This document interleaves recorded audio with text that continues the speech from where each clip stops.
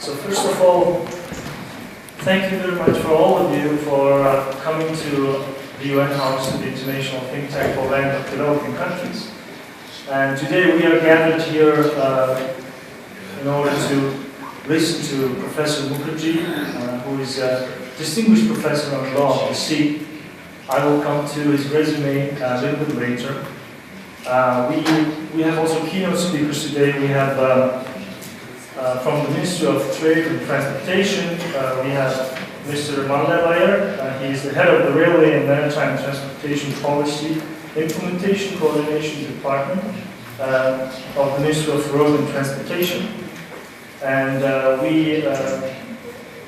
in terms of housekeeping announcements, we would like to start with a short presentation by Mr. Manlevayer, and then we will keep on to Mr. Inchbater, who is the head of the Mongolian Maritime Administration. He will also talk to us on the maritime administration and also the Mongolian sort of issues connected to use of flags, use of the sea, and also ship and maritime transportation. And of course, we have then the lecture by the distinguished Professor Mukherjee. And after the presentation by the professor, we will have a short break, tea and coffee break. And after the coffee break, I would like to encourage you all to participate in a very, hopefully, lively discussion on maritime issues, on all the issues we are talking about this day. And I hope that the International Think Tank hopes that this lecture will be of great interest to all of you, since Mongolia is a landlocked country, and as a landlocked country we have to know our rights and also the possibilities, opportunities, and also the obstacles that are given to us just because of our geographical position and location.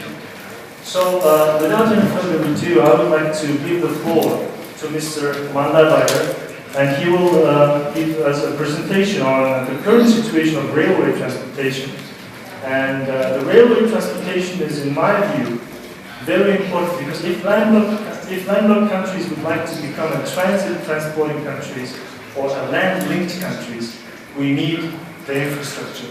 So in order to see how the current situation is of Mongolia in this field, we would like to give the floor to Ms. Manlevayer, and he will give us his presentation. And I would like to encourage you to jot down and note your comments and also your questions maybe, and maybe you have interesting ideas on how we could get out of our situation as a landlocked country, or maybe we will discuss on how to utilize the maritime law as law of sea better as a landlocked country. And I would also like to encourage you not only to think as a single human being or individual.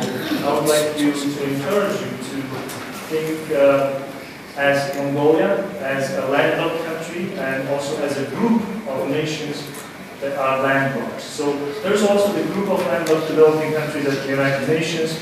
These nations are thinking together in order to overcome the obstacles and challenges that are being faced by these landlocked countries. So I am very hopeful that the discussion and Q&A session will be very interesting. And we have invited not only government officials, we have also the private sector here, and students, scholars, and we have also people from the parliament and also the presidential office. So the aim of the International Think Tank and also the Maritime Administration was to bring together all the stakeholders to present to them the presentation, which is on a very broad and very specific type of issues of a landlocked developing country. So that's why I'm very hopeful that the discussions will be very effective and also very interesting. So really, without any further ado, Mr. Manlevayer, the floor is yours. Thank you.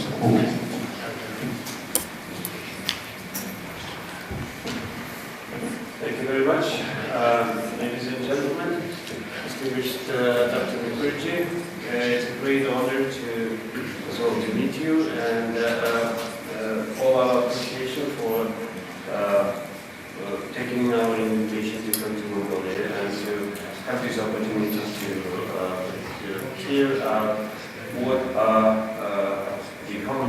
visions and common possibilities for the language. And we really hope that the outcome of this meeting, of this conference, will further advance the possibilities for our country in order to transit through our neighbors, as well as access to the sea and further transport on the sea. Well, I would like to make a brief presentation on what we're dealing here, and I hope that most of the facts and most of the challenges which we are facing will be very common to all the well-known countries. First of all, probably we should probably start with the very name of our department. Our department is called the Department of Railway and Maritime Transportation. It used to be two separate departments, but with the new government and the formation of the new ministry in 2012, we thought that it would make more sense to combine these two, because we see the whole logistics chain as one continuous change. So transporting goods from Mongolia through our railways of our neighboring countries to the seaports and further maritime transportation. So we combined all of this into one department in order to oversee the logistics issues in one place. But I would probably focus more on the railway issues, and then Mr. Edwater from Maritime Administration, and he will probably address more on the maritime issues. The very foundation of all the railway developments in our country was set in 2010, when the Parliament of Mongolia has approved so-called state policy on the railway transportation. And the state policy had two basic aims when it was adopted. First of all, obviously, it's the export routes from Mongolia. And by 2020, it's estimated that Mongolia will produce up to 100 million tons of mostly mining products, most of which will go for an export. So in order to facilitate the export of all these commodities, obviously, which cannot be handled by the existing railway, the plan is to build up to 5,600 kilometers of new railways. The other goal, overall goal of the policy, was to develop Mongolian railways, existing and construction of new railways, in order to facilitate the turning of Mongolia into the major transit corridor. As you know, Mongolia is bordering only with two countries, and it just happened to be that one of our neighbors is the second largest economy in the world, and the other one is the seventh. So the trade turnover between these two countries will probably triple in the coming decade. And in order to facilitate the flow of cargo between these two countries, Mongolia has all the potentials and the strategic geopolitical and geographic positioning to turn Mongolia, the existing and forthcoming railways in Mongolia, into major transit corridors connecting Russia and China and connecting Asia and Europe. And further, obviously, as you can see on this map, we're looking not just transit through Mongolia, we are looking into all the possibilities of transiting through our neighboring countries to access to the seaports, as you can see marked here in red.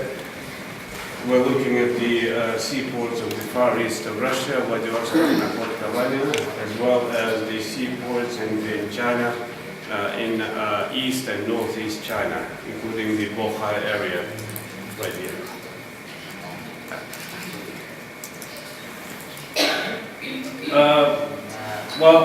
As a first stage of the implementation of the overall new railway project, the start has been put for implementation of 1,800 kilometers.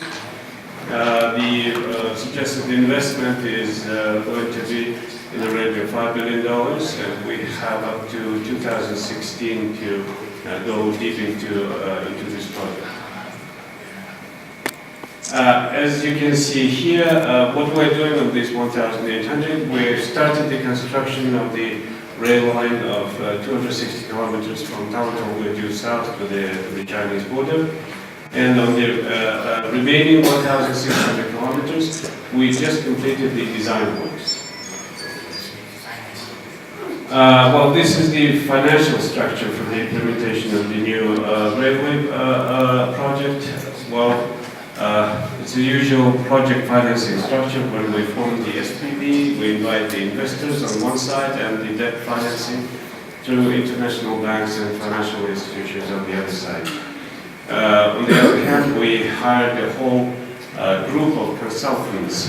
Basically, Mongolia doesn't have an experience of building this much of the railways and as well as raising this much of financing.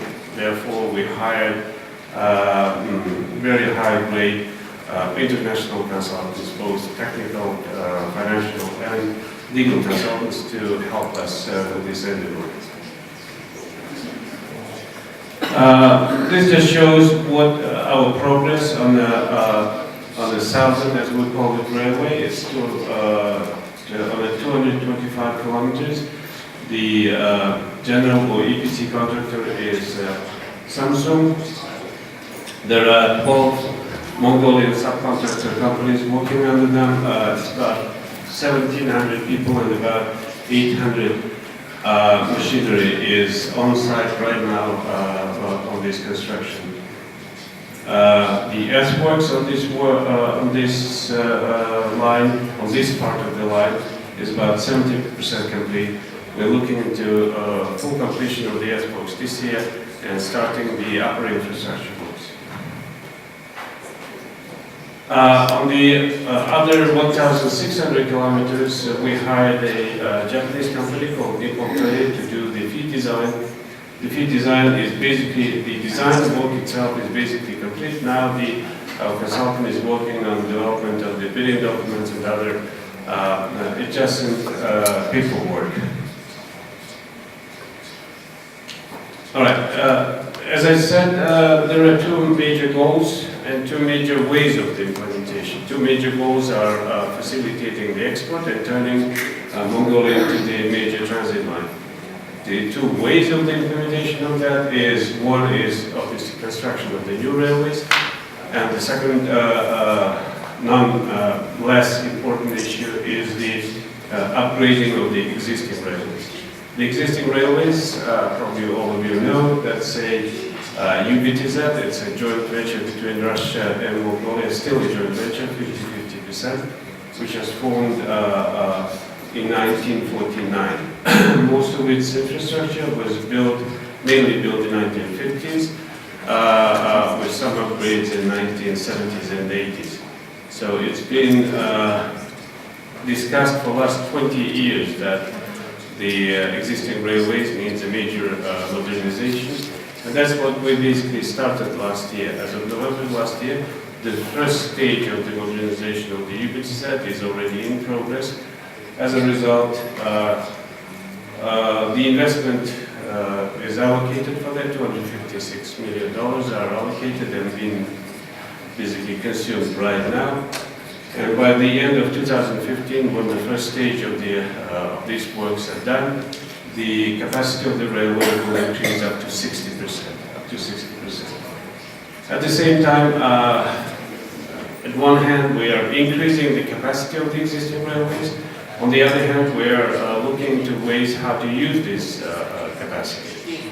And for that purpose, starting from the end of 2013, we initiated a process of trilateral communications between Russia, Mongolia, and China on developing on increasing the transits through Mongolia. And we're proud to say that this year we're already looking into up to 50% increase in transit, and very soon we hope to see UBTZ from one side building up its capacity, from the other side becoming a major international transit route.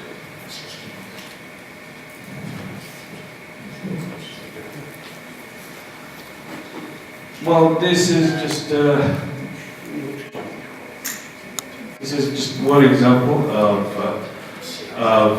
why Mongolia has all the potential of becoming the international transit route. Here's a comparison of what happens on a transit from China through Mongolia and Russia further to Europe.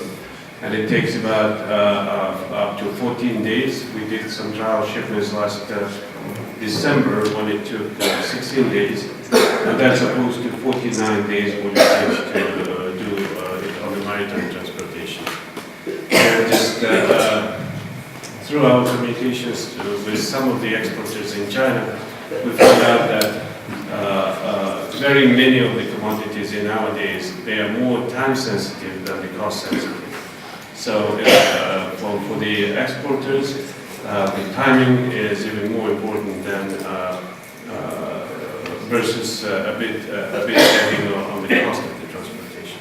So that was the incentive why the Chinese exporters would have a potential interest in transporting on the ground. It would cost obviously a little bit more than the maritime transportation.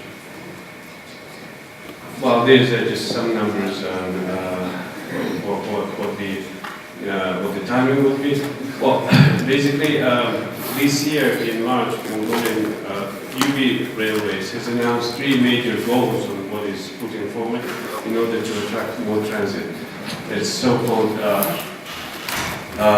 flexible tariffs, fixed timing or fixed schedules, and the service of the single window, where you get access to all the services, border patrol, customs, and other services to be served through a single window. Well, thank you very much. I hope this gives you just a brief information or brief idea on what is going on in the railway sector of Mongolia. Dr. Mukherjee, we will have a separate meeting tomorrow at the ministry, so whatever you will find interesting or whatever questions you have, we'll be happy to address at those times. Thank you very much. But in fact, the maritime administration of Mongolia has quite a long history. There is also a maritime law, and this nature and also our cooperation with the maritime administration, we are aiming to also bring this maritime administration also more into the daylight, and also bring to you the information on what they do and what they have been doing over the last 10 years and how they contribute to the Mongolian economy. So without any further ado, I would like to encourage you to welcome Mr. Inkbater to his presentation. Thank you. За энэ лекцтэй холбогдуулж би Ломас Гараныхаас талаар товчлон зүгээрээ тавхан өгье. За бидний одоо алсын хараа болоод эдийн засаг нийгмийн хөгжил төлөхөц болохоос далайн тээврийн салбарыг хөгжүүлж эзлийн түвшинд хүрнэ гэсэн алсын хараатай байна. За бидний эрхэм зорилго бол үндэсний хөлбөмбөг багийн гишүүдтэй болж улмаар Монгол улсын экспортын болон импортын бараа бүтээгдэхүүнийг талаараа тээвэрлэнэ гэсэн эрхэм зорилгыг өөрлөж ажиллаж байна. За далайн захиргаан зам тээврийн яамны дэргэд үйл ажиллагаа явуулдаг. Үндсэн чиглэл нь бол Монголын хөлөө өмсний бүртгэлийн үйл ажиллагаа. Улмаар дотоодын усан замын тээврийн хяналтын үйл ажиллагаа гэсэн үндсэн чиглэлүүдээр үйл ажиллагаа явуулж байна. За бидний үйл ажиллагааны чиглэл нь бол далайн тээврийн салбарыг Монголд хөгжүүлнэ. Дотоодын усан замын тээврийн салбарыг хөгжүүлнэ. Мөн хууль эрхцэн орчныг боловсруулъя. Хөлөө өмсний бүртгэлийн ажлыг улам сайн зохион байгуулъя. Даман далайн бомбыг ашиглая. Далайн салбарт мэргэжилтэй болсон хүчнээ бэлтгэе гэсэн үндсэн чиглэлтэй ажиллаж байна. За бид аль биднэрт Монгол ард улс гэдэг үеэс эхлэн далайд гарцгүй улсуудын далбаагаа ондуулах хэлбэрийг хүлээн зөвшөөрөх 1921 оны конвенц, мөн далайд гарцгүй улс орнуудын дамжин өнгөрөх тээврийн тухай 1965 оны конвенц, 1976 оны ардын турлын төлөвлөгчдийн зарилгаар эзсэж орж нэгдэж явсан юм аа. Улмаар ингээд их далайн тухай 58 оны конвенц, далайн их зүүн тухай 82 оны конвенцэд 1996 онд Монгол улсын их хурлаараа саяхан бүтэлсэн юм аа. Энэ жишгээр ингээд бид одоогийн байдлаар Монгол улсын нэгдэж орсон олон улсын конвенц бол 24 орчим конвенцэд нэгдэж орсон юм аа. Яг өнөөдрийн байдлаар далайн хөдөлмөрийн тухай олон улсын хөдөлмөрийн байгууллагын 2026 оны конвенц аврах үйл ажиллагааны Лондонгийн 1989 конвенцэд нэгдэж орохоор улсын их хурлаар хэлцэхэд бэлэн болоод байна. Энэ олон 20 гаруй конвенцэд нэгдэж орсноор бид Монгол улсын хөлөг өмсны нээлттэй бүртгэлийн үйл ажиллагаа гадаад их далайг хөвөх хууль эрх зүйн орчинд бүрдэж бүрдсэн таатай орчин нөхцөл бүрдсэн боломж олж ирсэн юм аа. За бид мөн дотооддоо 1999 онд далайн ашиглах Монгол улсын хуулийг батлан нөхөж ажилласан. Үүнийхээ дагуу 2003 оны 1 сард хөлөг өмсний бүртгэлийн журмыг засгийн газраар батлуулсан. Ингээд дотоодын хууль эрх зүйн орчин бүрдэж эхэлсэн юм аа. Улмаар 2003 онд бол усан замын тээврийн тухай хуулийг мөн улсын их хурлаараа батлуулж одоо мөнгөж ажиллагаагаа явуулж байна. За шинжилгээний засгийн газрын одоо мөрийг хөтлөлт бол далайн тээврийн салбар тэргүүлэгч орнуудтай хамтран далайн тээврийн үйл ажиллагааг эхлүүлж далайн салбарт үндэсний ажилтан мэргэжлүүдийн ажиллуулах арга хэмжээ авна гэдэг бид одоо зааж өгсөн байна. Үүнийг хэрэгжүүлэхийн тулд бид далайн тээврийн салбар тэргүүлэгч орнуудын нэг Солонгос улстай хамтран далайн тээврийн үйл ажиллагаа эхлүүлэхээр хамтарсан компани байгуулан үйл ажиллагаагаа явуулж байна. Мөн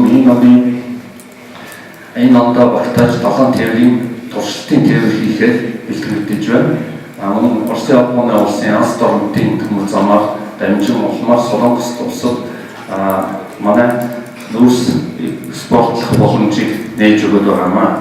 За бид дотоодын усан замын тээвэрт бол аялал жуулчлал хувийн хвшлийг одоо дэмжиж ажиллана гэсэн үндслэлээр бид дотоодын усан зам дээр хөлсгөл нуугдаар тухайлбар түшиглэн жижиг аврын хөлөг өмснүүдийг одоо хэрийн үйл ажиллагаа явуулах бүрэн бололцоогоор хангаж ажиллаж байна. Түүнд аюулгүй байдлыг сахих мөн тэнд байгаль орчин бохирдуулахгүй мөн тээвэр техникийн хяналтын өсөлтүүдийг хийж байх хичээлээр үйл ажиллагаа явуулж байна. За бид хөлөг өмсний нээлттэй бүртгэлийн ажиллагааг 2001 онд журам батлаж гарснаас хойш 2003 онд бол нээлттэй бүртгэлийн журмаар батлаад энэс хойш өнөөдрийн бүртгэх хугацаанд 2472 онгоцыг Монголын хөлөг өмсний бүртгэгдсэн. Яг өнөөдрийн байдлаар 458 онгоц их далайд хөөж үйл ажиллагаагаа явуулж байна. Хөлөг өмсний эцэг графикаар харж үзэх юм бол бидний хөлөг өмсний бүртгэлийн үйл ажиллагаа бол Сингапур улсад явагддаг. Үүнийхээ уялдаа Сингапур улсын 170 онгоц байх жишээтэй мөн Малайз, Хонконг, Хятад, Панам, Индонез гэх мэтийн улсууд байна. Байршил маань Сингапурт байдаг учраас зүүн өмнөд Азийн голлох улсууд манай бүртгэлд хамрагдаж үйл ажиллагаа явуулж байна. Түүнчлэн бид далаад гарах гарцыг нээлттэй болгох зорилгын хүрээнд хөрш орнуудтай байгуулсан засгийн газар хоорондын хэлцээрүүдийг мөрдөж ажиллаж байна. Монгол Хятад хоёрын хооронд нутаг дэвсгэрээ далаад гарах болон буцах дамжин өнгөрөх тээвэр хийх тухай засгийн газрын 1991 оны хэлцээр Оросын Японы улстай мөн 92 онд энэ хэлцээрийг байгуулад энийгээ мөрдөж ажиллахаар үйл ажиллагаанд зорилго болгож байна. За үүний зэрэгцээр далаад гарах зорилттой өрөөнд байгуулсан санамж жүжигийн хувьд бол Монгол улсын зам тээвэр баялаг холбоотын яам Хятад улсын Танжи хотын ардын засгийн газрын хооронд байгуулсан найрамдах Хятад ард улсын Танжи хотын ардын засгийн газар Монгол улсын зам тээвэр баялаг холбоотын яам хуучин нэрээр Танжи хотын бянхаа дүүрэгт хоёр талын эдийн засаг худалдаа хамтын ажиллагааг өнзөөрөлөн хөгжүүлэх санамж жүжигийг 2009 онд байгуулсан. Энэхүү санамжийн хүрээнд Улаанбаатар төлөөлөгчийн газрыг хажийн хотод үйл ажиллагаа явуулаад ажиллаж байгаа болно.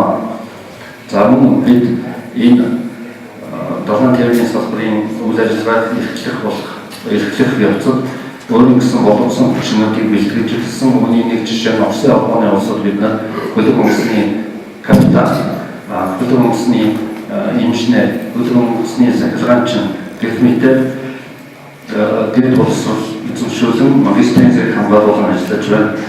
Үүний зэрэгцээ Солонгос улстай бид мэргэжилтэд далаачин бэлтгэхээр 2013 оноос эхлэн суралцуулсан. Өнөөдрийн байдлаар 4 далаачин их талаад манай хамтарсан компани мэдл хөөж одоо үйл ажиллагаагаа явуулж байна. Энийг та бүхэнд хэлэхэд бас таатай байна. Бид 1996 онд олон улсын далайн байгууллагын гишүүн орноор хэлсэн орсон. Ингээд олон улсын гадаад хамтын ажиллагаагаа болоод олон улсын далайн байгууллагатай хамтарч нэгт ажиллаж байгаа. Энийг дуулгахад та бүхэн бас сэтгэл таатай байна. Ингээд товчтой цолог хийсэн анхаарал тавьсан та бүхэн баярлалаа. Professor to Mongolia, to the think tank, in cooperation with the government and also the Maritime Organization. It all started like 1.5 years ago, actually, when we started to talk about this possibility. And now finally, so Professor Mukherjee is here, and we would like to welcome you warmly to not only to Mongolia, also to all of us and to the UN House here. What can I tell about Professor Mukherjee? His resume is like 7 pages long. So I do have to shorten it in order to make it possible that you listen to a professor, not to me. But I do have to mention just a few of his positions he's holding. He's currently a professor of law at Dalian Maritime University. He's also the professor of maritime law and policy at the Royal Maritime University in Malmö, Sweden. He's also a doctor of law at the Lund University in Sweden, and at the same time he's also a chancellor at the CNET Maritime campus in Colombo, Sri Lanka. So Professor will today give us more detailed information, and I'm looking forward to listen to his presentation, and he will talk about the United Nations Convention on Law of the Sea and the definitions, because we have also lawyers here, and the think tank found out that there is also lack of information on the law of the sea and definitions also. So we are also very happy that we will get first-hand information on the United Nations Convention on Law of the Sea. Navigation rights of landlocked countries will be also a very important topic. Mongolia and China agreement was also mentioned here. Transportation, maritime insurance issue will be also touched upon, and we will, because we want to have this topic like the insurance of maritime transportation in our presentation, because there has been some requests from Mongolian companies, insurance companies, that they would be interested in entering this market, and Professor will talk to us about the specific concerns of this area. Costs and foreign utilization of foreign ports or ports of neighboring countries will be also very interesting to us to listen to. So please, let's welcome Professor Mukherjee, and we are all looking forward to listening to him. Thank you. When you're looking at something from the outside, often you miss out several things. When you're looking at the outside from the inside, then it's a different matter. And I'm looking at Mongolia from the outside, and therefore for me, this opportunity is also a learning experience. I'm a teacher of law, and I believe this is called a lecture. So sometimes you will find that I do sound like I'm giving a lecture, not giving a conference presentation. So I would crave your indulgence and apologize in advance if I sound too much like a teacher, because that's what I am. We're going to talk about landlocked states and their rights and interests under the law of the sea, and looking at that from a Mongolian perspective. It's really the theme of my presentation today. However, as Mr. Baya mentioned, after looking at the concept note that was developed by the think tank, I then extended my presentation, at least you will see that in the PowerPoint, saying a few words about marine insurance, a few words about costs and financing of the shipping business, and other related associated topics. But primarily I will be talking about the interests of a landlocked state like Mongolia under the Great Law of the Sea Convention. I might start by saying that the term landlocked, of course, does not need any particular explanation, because in a literal sense we know what it means. This is a common parlance. We say that landlocked means that you're locked by land and that you do not have exposure to the sea. That's the ordinary meaning of landlocked. But when we use that term in the expression landlocked states, then it immediately raises certain connotations which are legal connotations. What is a landlocked state in international law, and what privileges or lack of privileges are there for landlocked states, and the context in which I would wish to present or suggest answers to that question is the United Nations Convention on the Law of the Sea 1982, which is called the Constitution of the Oceans, and often we simply refer to it as UNCLOS, UNCLOS. Now, one of the points to note about UNCLOS is the fact that in this particular convention, the regime of landlocked states is cast in combination with the regime of geographically disadvantaged states. Now, we're not going to talk about geographically disadvantaged states, but the two have been lumped together because just as landlocked states have certain disadvantages, and I would suggest to you that landlocked states are also geographically disadvantaged because they're landlocked, but there is a particular aspect of that disadvantage. There are other states that are not landlocked, but they are disadvantaged under the Law of the Sea Convention. Small states that have very small maritime zones, yet they have an exposure to the sea, and they are kind of engulfed by larger coastal states with long coastlines and lots of resources, living and non-living. Compared with them, you do have states that are geographically disadvantaged, even though they do have exposure to the sea. So in that sense, Mongolia as a landlocked state is also a geographically disadvantaged state. Now, why are we even talking about this topic? Is the question.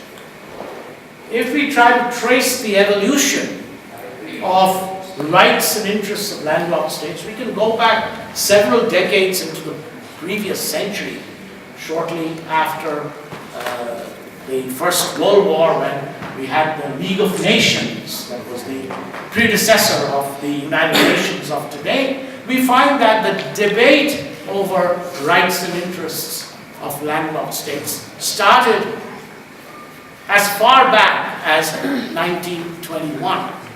But nothing was very solid, very concrete, or cast in concrete, as I would like to say. And we bring ourselves over the 1958 Geneva Conventions, and the main convention there is the one known as the High Seas Convention, and we go over it, or leap over it, and we come right up to 1982, when we are looking at UNCLOS. So that is the sort of series of events that has brought us to where we are today. And I would suggest to you that no matter what perspective we take to look at rights and interests of landlocked states such as Mongolia.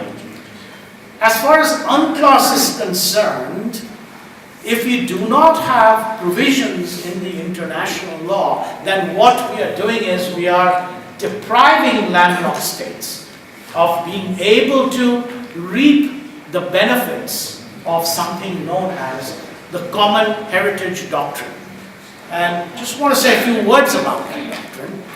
It started in 1967 when Ambassador Arvid Pardo of Malta made a speech in the UN General Assembly, which then came to be known as the Pardo Resolution. And in his speech, he talked about the bounties of the oceans and even the ground underlying the oceans as belonging to the common heritage of mankind. And that would include states, whether or not they are exposed to the sea, whether or not they're coastal states, whether they are landlocked or geographically disadvantaged states. So therefore, we have a regime that is consistent with the Common Heritage Doctrine, and that is regardless of their physical or natural attributes. They have an entitlement in law. Therefore, the last word on that would be that Mongolia is entitled to everything that the sea has to offer. But there are a number of limitations which are tempered by the geographical disadvantage of landlocked states. Now, maybe I would just fast forward myself a little bit to say that some of the important attributes of the Law of the Sea Convention is access to resources in the territorial sea, the exclusive economic zone, and the continental shelf. Now, because a landlocked state like Mongolia is not a coastal state, it does not have the benefit of those resources. What the convention says is that during all the debates that led up to this convention, the coastal states were absolutely reluctant to give up anything of their continental shelf rights to have them in favor of landlocked states. When it came to living resources like fisheries, what the convention tells us is if there are surpluses that belong to coastal states, then through bilateral or regional arrangements, some of the surpluses of those resources can go to landlocked states. But what is absolutely an inherent entitlement of the landlocked state is access to the high seas and rights to the resources of the high seas. Whether we are talking about the living resources in the superadjacent waters of the high seas, or whether we are talking about the seabed and subsoil underlying the high seas. In the convention, it's known as the area with a capital A. Now, my opinion is that when it comes to the rights of landlocked states over the resources of the area, those resources are actually under the governance of the International Seabed Authority. And I agree with some scholars, Churchill and Lowe in particular, whose textbook on Law of the Sea is a very well-known textbook, that in that respect, the position of the International Seabed Authority could definitely be improved in favor of landlocked states like Mongolia. Although that is a case in point, but nevertheless, in principle, landlocked states do have the entitlement to the resources in the high seas as well as in the area. So it's a little bit of an introduction to the subject matter from the perspective of Mongolia. Now I just want to say that as far as the geographical position of Mongolia is concerned, you can see that in the map. I don't have to tell you this is me looking at you from the outside. You're in the inside, you know this better than I do, that you have Russia to the north and you have China everywhere else, north, east, west, and south. So obviously, Mongolia is dependent on China in order to be able to exercise its rights as a landlocked state under the LLDC Convention. And we will talk quite a bit more about that. So in relation to Mongolia, China would be called a transit state, which is a defined term. And we shall see that it is defined in one way in the Law of the Sea Convention, and it's also defined in the bilateral agreement between China and Mongolia. Now,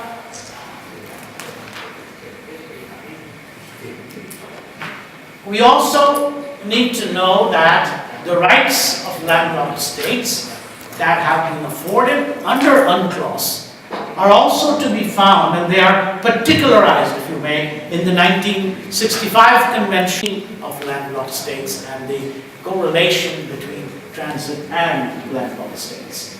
The next article has to do with customs duties, taxes, and other charges. Now, I would have drafted this provision a little differently because, as a lawyer, things like duties, and taxes, and charges are three different animals, if you ask me. There is a similarity between duties and taxes, but charges is a little bit different. And all that is encapsulated in Article 127. If we look at it, it says, traffic and transit shall not be subject to any customs duties, taxes, or other charges. And then there's an exception. What is the exception? Except charges levied for specific services rendered in connection with such traffic. Now here, of course, the landlocked state is the one that requires the transit traffic. The transit state is the facilitator. And so it might be a situation where the transit state is providing certain services in relation to the landlocked state's transit traffic. And for that, the transit state can levy a charge, but it cannot levy any kind of customs duties or any other taxes. Means of transport, that is, whether it's a truck, whether it's a railway wagon, or what have you, means of transport in transit and other facilities provided for and used by landlocked states shall not be subject to taxes or charges, and here is a proviso, higher than any such charges levied for the use of means of transport of the transit state. In other words, there shall be no discrimination between what a transit state charges its own facilities and what it would charge to the facilities provided to a landlocked state. So these are some very well articulated provisions dealing with the relationship between the landlocked state and the transit state. Article 128 deals with maritime zones, and it says that for the convenience of transit traffic, free zones and other customs facilities may be provided at the ports of entry and exit in the transit state by agreement between the landlocked state and the transit state. So again, a very specific provision is here in relation to the two states. 129 deals with cooperation in the construction and improvement of means of transport.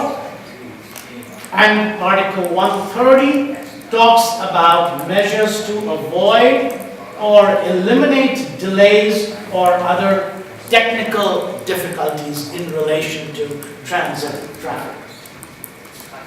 So I think when you look at it overall, we see that as far as the law is concerned, I think it's quite specific and quite adequate as far as the statement of the international law is concerned, although I would have to admit that when it comes to the implementation of it, there may be some areas that would be improved, definitely could be improved, especially in the context of the relationship between Mongolia and China.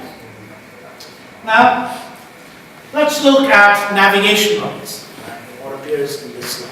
The first point to note is that Article 17 of UNCLOS provides that ships of a landlocked state, Mongolia of course is a flag state so it has ships, they will have the same right of innocent passage as ships of any other kind of state. So the right of innocent passage through the territorial seas of another state is protected for landlocked states, or the ships of landlocked states. Ships of landlocked states have the right of innocent passage in the territorial seas of coastal states, just like the ships of any other states. And from here we go to Article 19 of UNCLOS. This has to do with the right of navigation. And the provision says every state, whether coastal or landlocked, has the right to sail ships flying its flag on the high seas. Obviously implied in this provision is that landlocked states have the right to have ships registered in its registry and the right to be a flag state, which Mongolia already is. Now, there are freedoms of the high seas, and Article 87 sets out these freedoms. Now, if we look at the provisions of Article 87, these are the freedoms of the high seas that are to be enjoyed by all states, including landlocked states. The high seas are open to all states, whether coastal or landlocked. And the freedoms that are enumerated in this article are as follows. There's freedom of navigation, freedom of overflight, freedom to lay submarine cables and pipelines. Of course, when we're talking about laying submarine cables and pipelines for a landlocked state like Mongolia, we have to take cognizance of the fact that these pipelines will be passing through the seabed and subsoil of a coastal state. So these will be subject to bilateral negotiations. Freedom of fishing, subject to the conditions laid out in Section 2. Freedom of scientific research, and of course, some of these elements, like freedom of scientific research, may not be relevant at the present time to Mongolia, depending on its state of marine scientific research and development. But certainly there is no impediment to freedom of fishing on the high seas. So Mongolian vessels are free to go and exploit the fisheries in the high seas under this doctrine of freedom of the seas entrenched in Article 87. So let us then look at the related convention on transit trade of landlocked countries. This is the 1965 convention. I already made a passing mention of it. Point to note here is that it predates the UNCLOS, and it is based on Articles 2 and 3 of the High Seas Convention. The structure of the 1965 convention is a little bit different from conventions that are more modern today. It consists of a preamble, a number of principles, and then the articles themselves. And as you will see if you read this convention, that in some areas there is unnecessary repetition between principles and articles. Now, what implications do they have? A principle is something that is not necessarily binding, but it sets the tone for a legal judgment.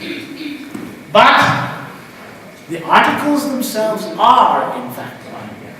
What we find in this convention also is that in the preamble there is references to Articles 2 and 3 of the High Seas Convention, because in 1965 you did not have UNCLOS, but you did have the High Seas Convention of 1958.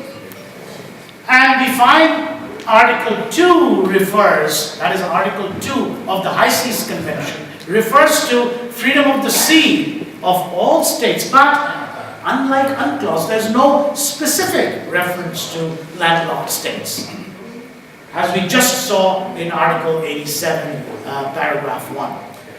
So in my view, there it has been that improvement incorporated into UNCLOS. The specificity of landlocked states being mentioned is an improvement in UNCLOS over what was provided in the 1958 Convention.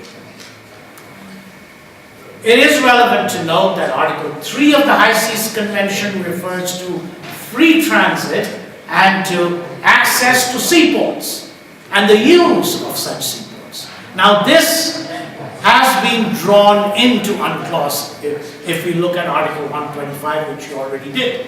So in 125 UNCLOS, there is of course references to free transit and access to seaports and use of such ports. But what I'd like to point out to you, again this is a bit of an academic observation, is that the term used in the 1958 Convention is should. The term should in legal grammar means it's only advisory. It tells you what you should or should not be doing.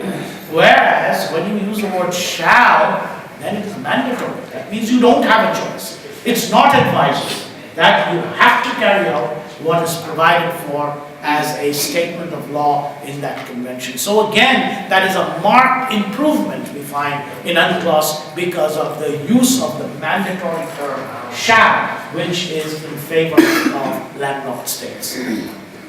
And also, as I said a little while ago, that in the 58 Convention of the High Seas, we don't find the term landlocked states, but rather the phraseology is states having no sea coast. That is the phraseology used in the High Seas Convention. And in UNCLOS, that phraseology has been lifted to provide a definition for landlocked states.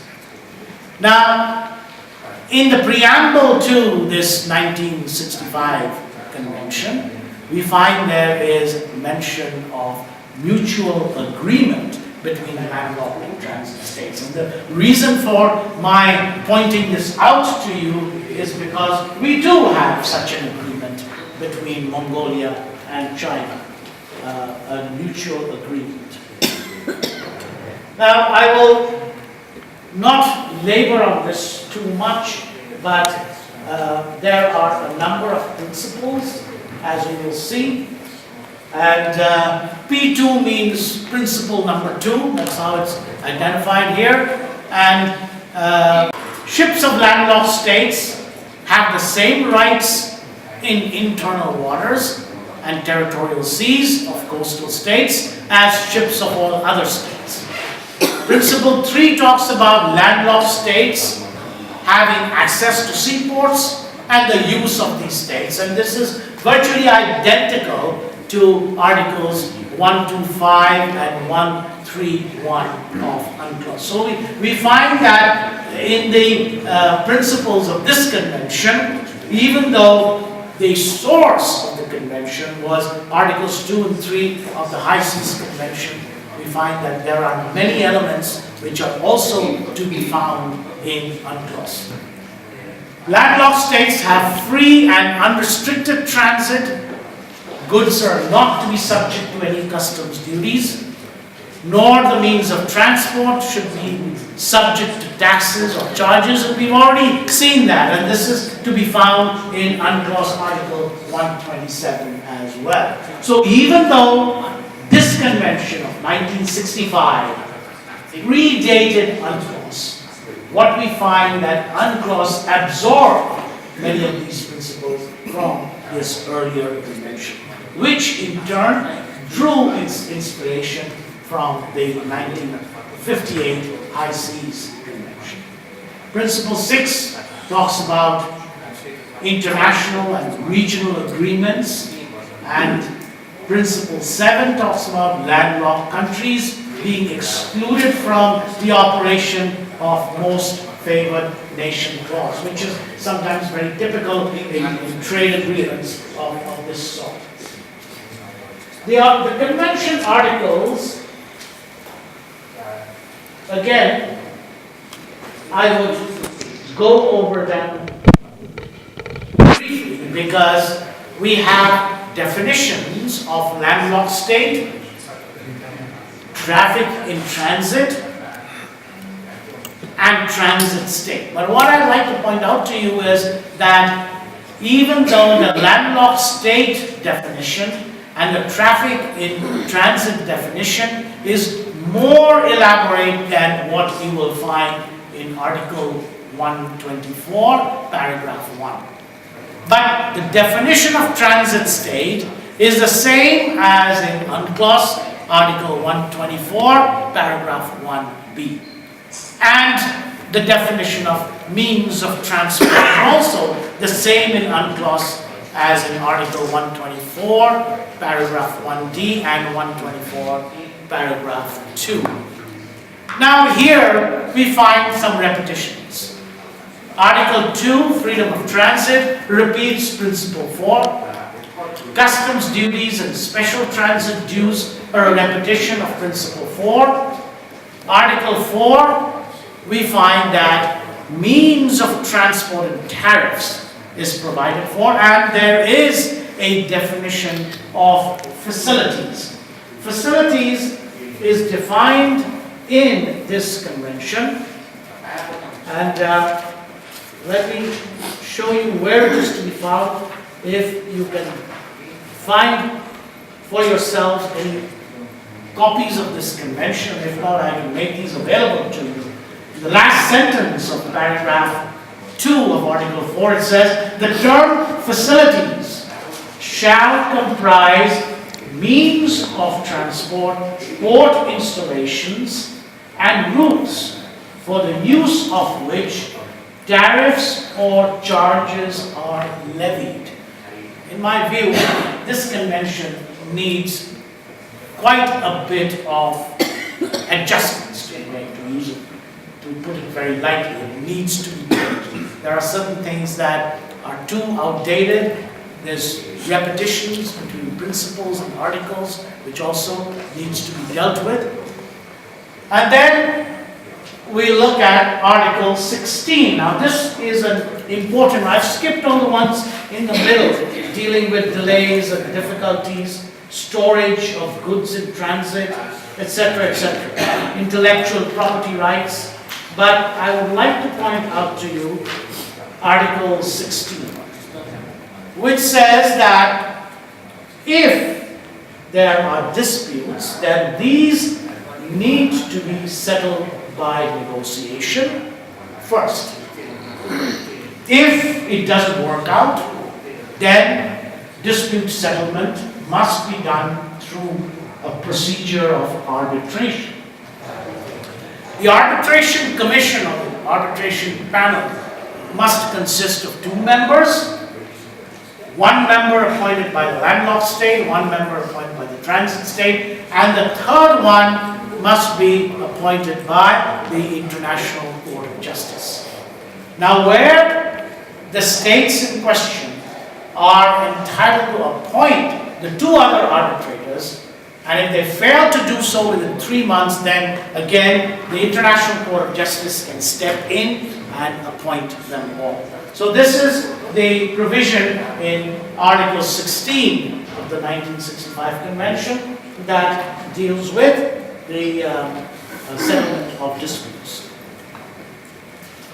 One other important point to be made before I leave this topic Now, there were declarations and reservations that are relevant for us to observe. And this is particularly in relation to Mongolia's position. Mongolia initially made a reservation relating to Article 16. That was the one I just discussed, settlement of disputes. And this reservation was entered at the time of ratification, but subsequently it was withdrawn on the date that I mentioned there, 19 July 1990. Mongolia withdrew that reservation. Another very important point to note here, and of course you probably know this better than I do because it's very much an internal policy issue, that Mongolia considered those articles which I have mentioned, 17, 19, 22, and 23. Mongolia considered those as discriminatory or of a discriminatory nature because a number of states would be excluded from participating in the convention pursuant to those articles. And Mongolia took the position that that should not be the case, that all of those articles should be open to any state to join in. So these are some declarations and reservations that were made by Mongolia at the time that it entered into this convention. And this is to be noted in the context of this particular subject matter. The third instrument in question is the agreement, the China-Mongolia agreement. Now here we find some very interesting observations to make. First of all,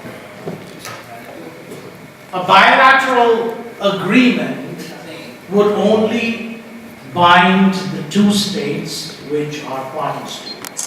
So it does not concern any other state. So it is to be observed that these same words and expressions, like landlocked state and transit state and traffic in transit, they have some specific definitions in the bilateral agreement between Mongolia and China. Very clearly, the landlocked state in this bilateral relationship is Mongolia. So Mongolia is mentioned in terms of the definition of landlocked state. Similarly, China is the transit state in this bilateral relationship, and therefore transit state is defined as China. But let us look at traffic in transit. Traffic in transit is obviously Mongolian traffic in this bilateral relationship. But what is traffic? It covers a host of things, as we can see there. It covers even human beings, Mongolian citizens. It covers the luggage of Mongolian citizens, and then generally parcels, goods, and also the means of transport, transiting to China. So all of this is covered by the definition traffic in transit. Now Article 3 again is quite specific. It provides for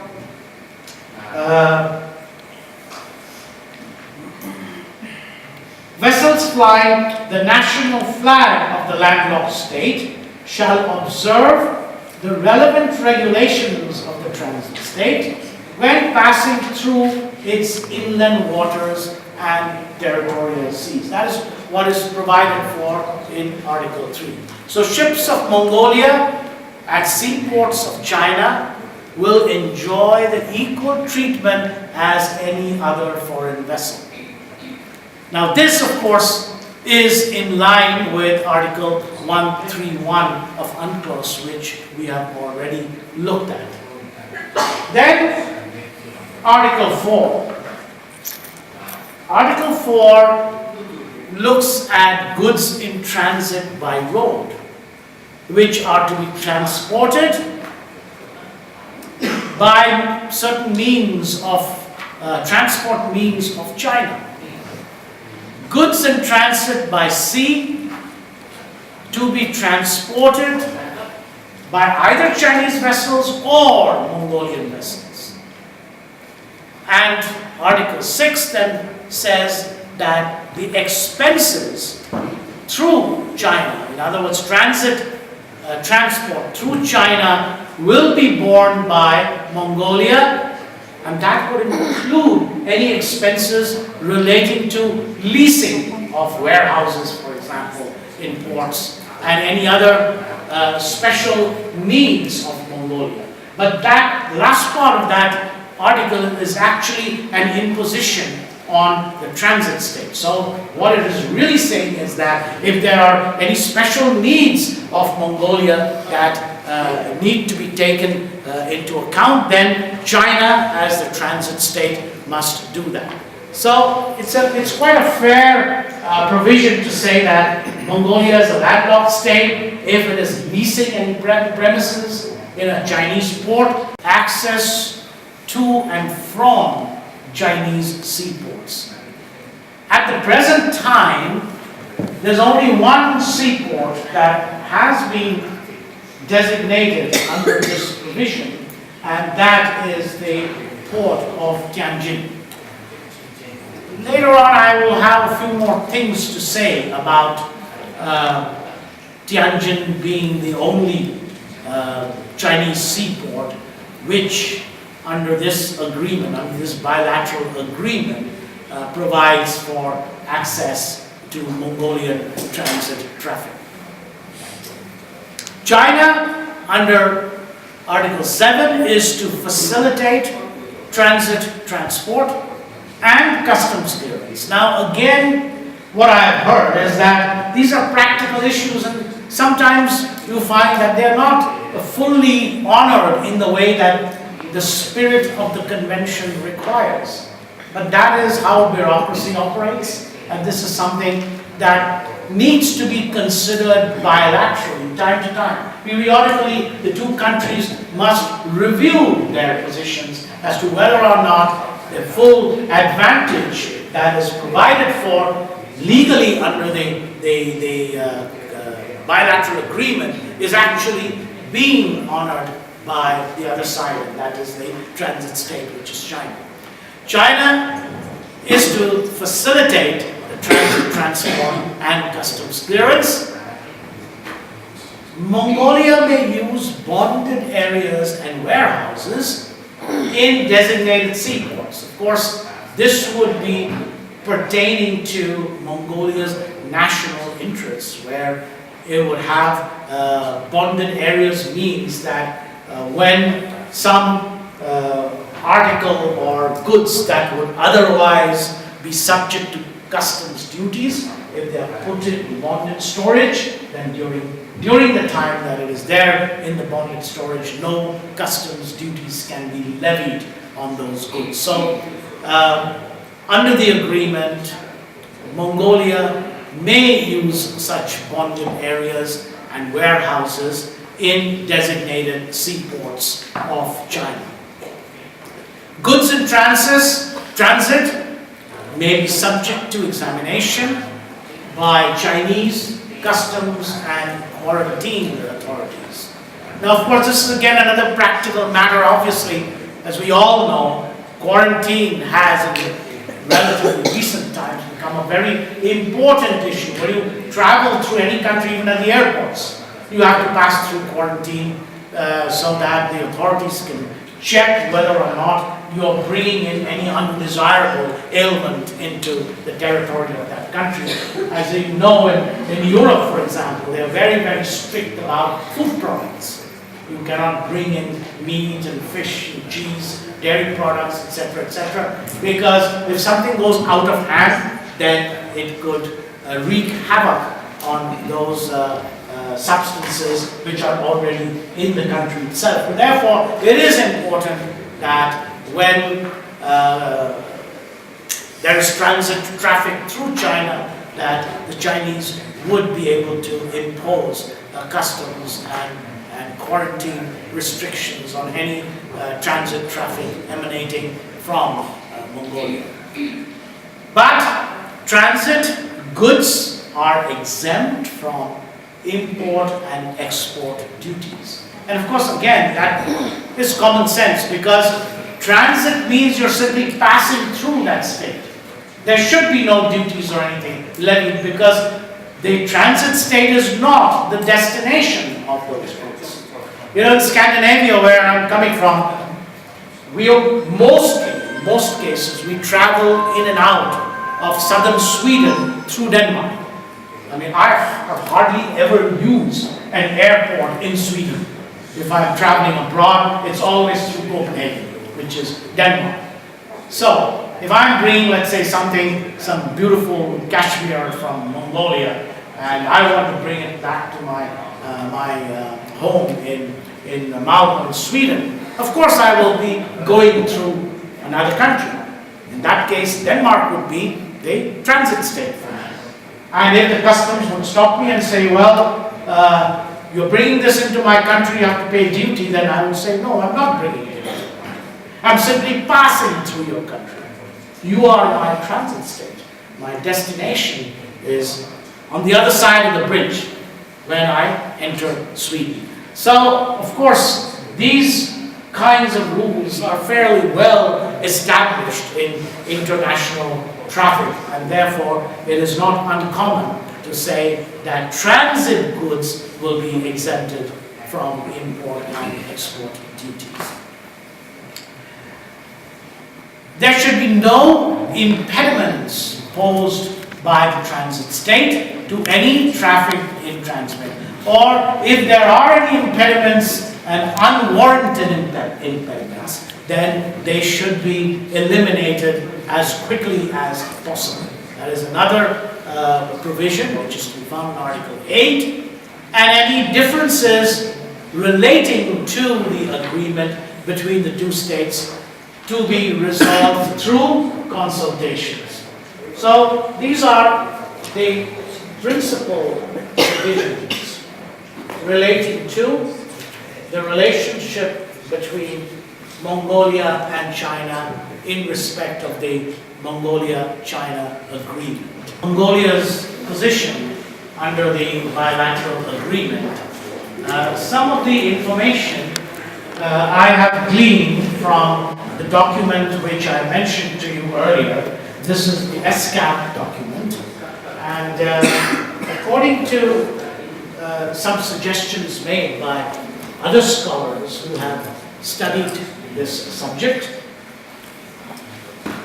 one of the proposals is to make joint actions between the two countries to increase the efficiency of transit transport.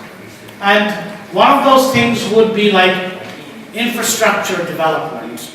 And perhaps both countries should be looking at alternative routes to other Chinese ports and alternative modes as well.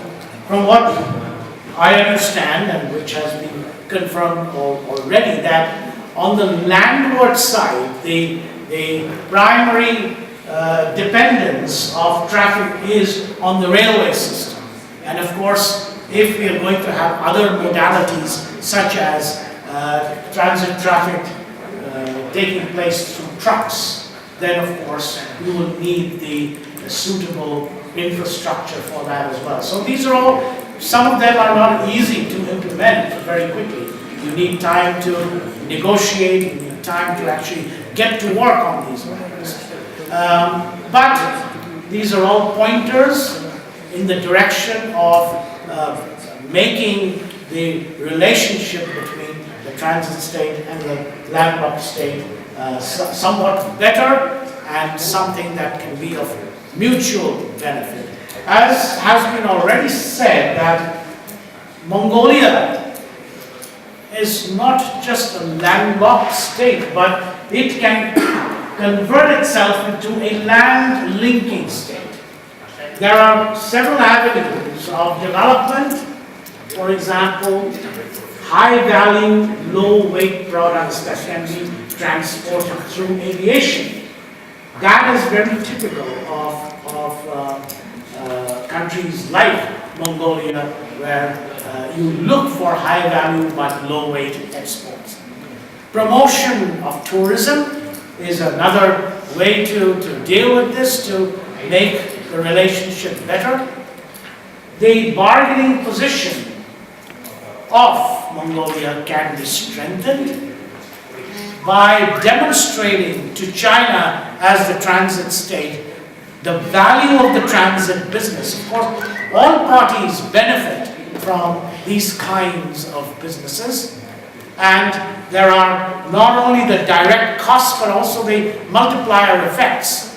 The sale of transit services, because there are entities, no doubt, in China that are providing certain services to the transit traffic. And these are obviously of immense benefit to China's national revenue. So these are the points that should be made by Mongolia to the other side to strengthen the bargaining position. One article that should be renegotiated is Article 4 of the agreement. Article 4 says that goods in transit by road shall be transported by transport means of the transit state, which means that only Chinese vehicles can be used in cases of transit by road. And only Chinese carriers can be engaged in this particular kind of transportation. And at the present time, from the information I have, and this is again gleaned from the SCAP document, that Sinotrans is now the only company that is authorized to carry Mongolian cargo by road to the border. But there are, I'm sure, members of the audience here who probably know this better than me. I met somebody who's a freight forwarder who probably will say my information is not up to date, there's more than that. So I will leave it to you, of course. This is only something that me as an outsider looking into the inside, that I can mention this information that I have gleaned. The border crossing is done with the assistance of Mongolian truck drivers, but I think that this situation needs to be changed, where only Chinese trucks can enter Mongolia, but Mongolian trucks cannot enter China. Now, unless this border issue has already been resolved or is under negotiation, I think this is a point that, as far as a strategic view is taken in terms of the two countries, then this is a matter that needs to be given some attention. Now, I've been asked to speak to maritime transportation, and some of the statements I've made in this slide is what in North American slang we say motherhood statements. We all know what is the importance of shipping, because trade is the lifeblood of nations, of every nation, and you cannot carry out international trade without shipping. Shipping is responsible for some over 90% of international trade. Cargoes are carried by ships, and that is where maritime transportation or shipping, whichever term we use, is germane to Mongolia's economic progress. And Mongolia needs to increase the export of products, and these are pretty high-value products that you have in this country, and this is mentioned in the UNCTAD report as well. Cashmere, for example, is a high-value product, it's a low-weight product, and it is pretty exclusive as far as my information goes. I hope that when I go away from Mongolia, maybe I can, if I can afford it, maybe I will get myself a piece of cashmere from here when I go away.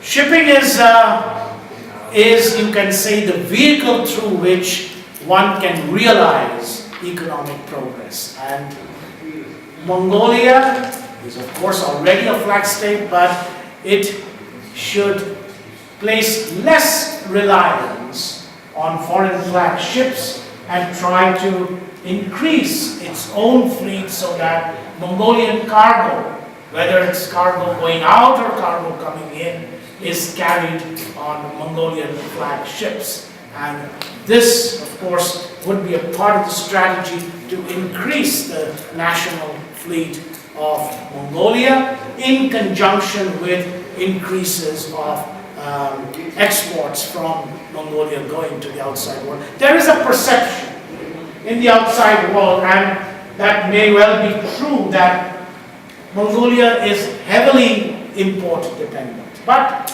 all of those things can change. It all depends on the policies and perspectives that are adopted by Mongolian lawmakers and policymakers.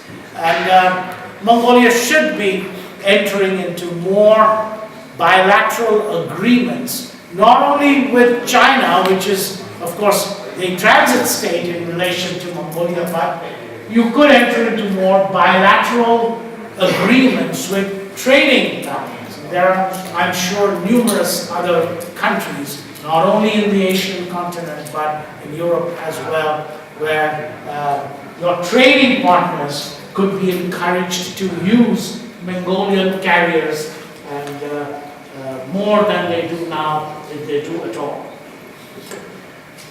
Mongolia has a right to participate in international transportation, maritime that is, and therefore Mongolia should definitely exploit these rights to maximize its economic benefits.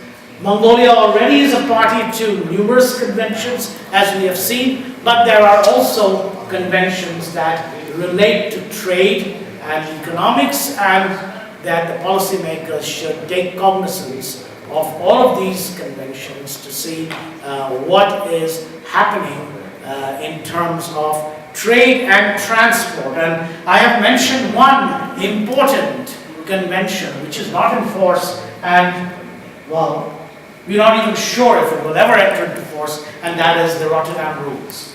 The Rotterdam Rules was created with the object of replacing the Hague Rules, the Hague-Visby Rules, as well as the Hamburg Rules in relation to carrier-shipper relationships.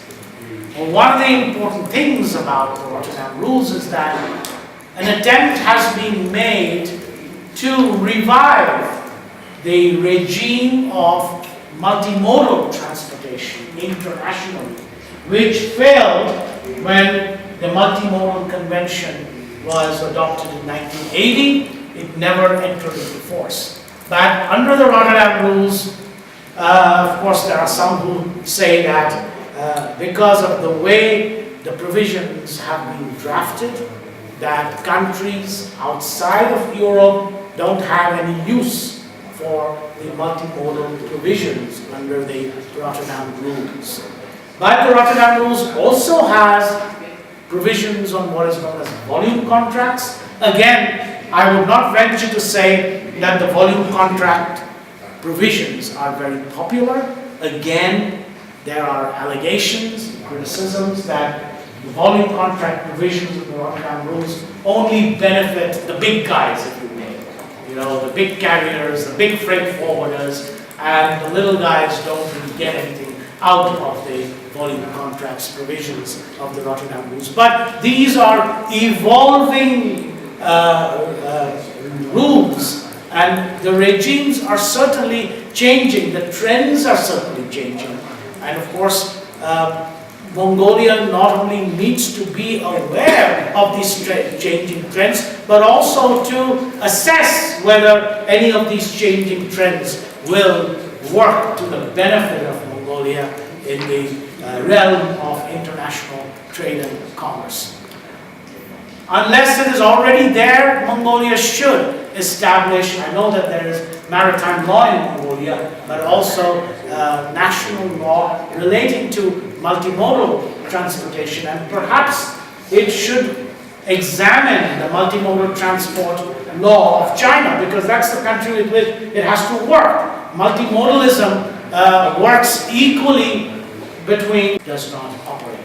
It's a convention that has been designed to operate multimodally, but one segment must be a maritime segment. Of course, because it is new, there is a lot of discussion on how good it is, or how beneficial it is, or whether or not it is a convention that benefits all parties interested in this business or not, but it is certainly worth examining.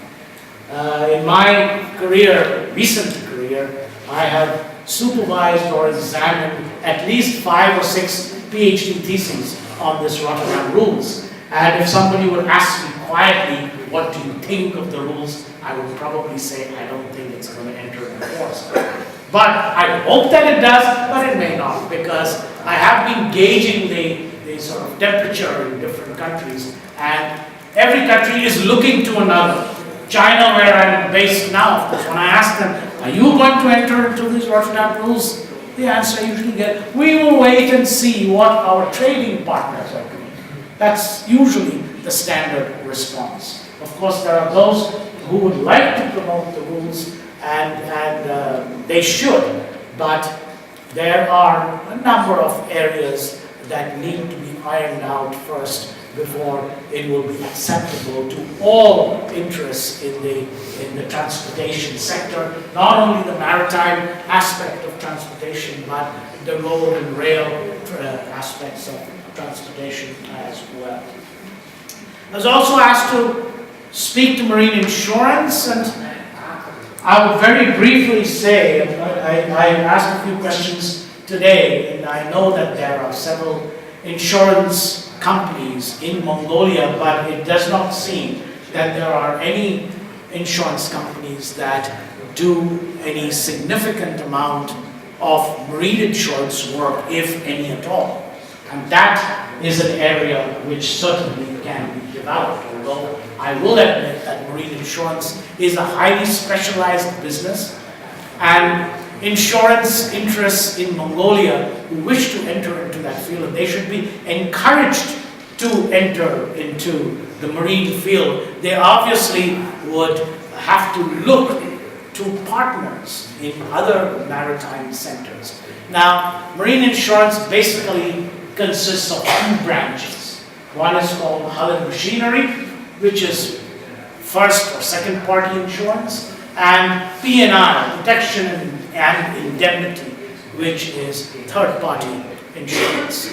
Hull and machinery, of course, the center of that is basically in the city of London, but there are other major centers that are developing in the Asian side of the world. You have Hong Kong is now developing as a major center for marine insurance, or coverage of marine insurance interests. And on the other side of the Atlantic, of course, New York is also a big market for hull and machinery insurance. But there's also the P&I industry, which runs on the principle of mutuality. In other words, that the system is supposedly a non-profit system. They operate like clubs or associations, of which shipping companies are members. But of course, even though there are only 14 P&I clubs worldwide, most of them are based in London, in the UK, with the exception of, for example, 3 Swedish, 3 Scandinavian clubs, 1 in Japan, 1 in the US. All the others are based in the UK, and they operate out of the city of London. But all these P&I clubs have numerous branches all over the world. And there are branches in the vicinity of where you are. There are branches in China, in Korea, in Hong Kong, in Singapore. And of course, if Mongolian insurance entities wish to enter into that market, then first they should be investigating what is there in the neighboring countries and how they could develop partnerships and enter into the market and have mutual benefits from these. There are agencies, and if there are no P&I agencies in Mongolia, then it would be an opportunity for existing insurance companies in Mongolia to get into the P&I business and establish such agencies in Mongolia. In line with what I'm proposing here, Mongolian flag ships should then be encouraged to buy insurance from Mongolian insurance entities. It's a hard nut to crack because in the shipping business, people are usually very conservative. Change doesn't come very easily. Once something is established, it stays, you would think, almost forever. Nothing changes. But, of course, Singapore is where it is after it has been faithfully trying its best to break into the market. Singapore is a major market today in everything in shipping, including arbitration. Hong Kong is a major market as well, and these are all, you can say, centers that are relatively close to where you are located here. In China, of course, as well, shipping is very advanced in Korea, in Japan, in China. So, in fact, international shipping is now almost the major part of international shipping is today in the Asian continent. It's not like it used to be, everything was Euro-centered. Not too long ago, but that's changed. It is more centered on Central and East Asia is now become the hub, you can say, for all kinds of shipping activities. And Mongolia belongs to that part of the world geographically. So there's no reason why Mongolia cannot take advantage of its position and to enter into these enterprises. Another little point to make is things like insurance do not require you to be a coastal state. Even if you're a landlocked state, you can participate fully in any of these industries. If you make the right approaches, get into the right alliances, and of course you can enter into the market and benefit from such activities as marine insurance, regardless of the fact that you are a landlocked state. Now, of course, it is quite an achievement in the way that you have developed the Mongolian fleet, but there are still things that can be done, and here is where the issue of ship acquisition and financing comes into play. Ship acquisition and financing is also a highly specialized line of work. There are different ways in which you can acquire ships. We usually talk about buying a ship, getting a ship built, leasing a ship, and of course, since you are a flag state accommodating ships into your flag, but these ships are acquired by outside entities. Foreign entities are into the acquisition business. However, all of these enterprises require financing. And financing usually consists of these three ways which I have identified in this slide. You can have equity financing, debt financing, or lease financing. Again, this is all the language of experts in finance. When you talk about equity financing, basically it means that you raise financing through selling of shares. That is equity financing. Debt financing is you raise money by borrowing from the banks.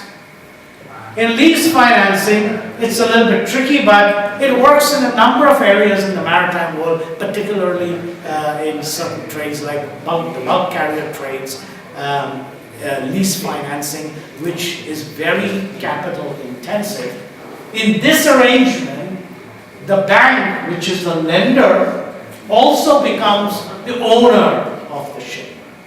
Okay? The bank becomes the owner of the ship. And what it does is, it leases the ship back to the operator, because banks don't know how to operate ships. They don't have that expertise. So through a lease back arrangement, it will lease the ship back to the operator, and it's a win-win situation because everybody gets something out of it. But they are complex mechanisms and you require some really top expertise, and if you don't have it in-house, then you need to hire the expertise from abroad to be able to show how financing of ships can be done. But if you offer the facilities, then you might be able to attract more ship owners into your flag state. Now, this was tried by one of the flag states with which I was associated some years ago. That was in Jamaica, and their caption was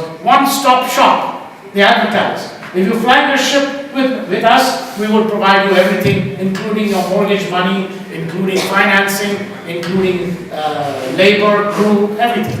One-stop shop. Now, of course, I don't believe that Jamaica has been a huge success in that field, but it has made an attempt. But this is simply to point out to you as an example that this is one way that you might be able to market yourselves as a country involved deeply in maritime transportation. And you don't have to be a coastal state to do any of this. The only relationship you would have to the maritime world is that you have free access to ports. Other than that, all of this is what in England people call it the dry maritime law.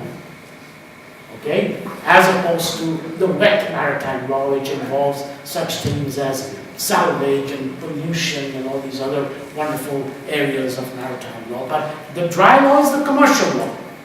Okay? The involvement of charter parties, bills of lading, marine insurance, all of these are variously considered to be aspects of commercial law.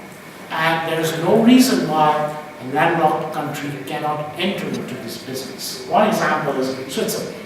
Switzerland is a big ship financing, even though it's landlocked. Okay? It's one of the major ship financing countries, because as you all know, Switzerland is equal to banks. So it is in that vein that Switzerland is involved in the ship financing business. So these are some suggestions that I would have to priority listing. Then somewhere in that list of priorities, these elements can be entered. And if it doesn't happen tomorrow, it can happen at some future.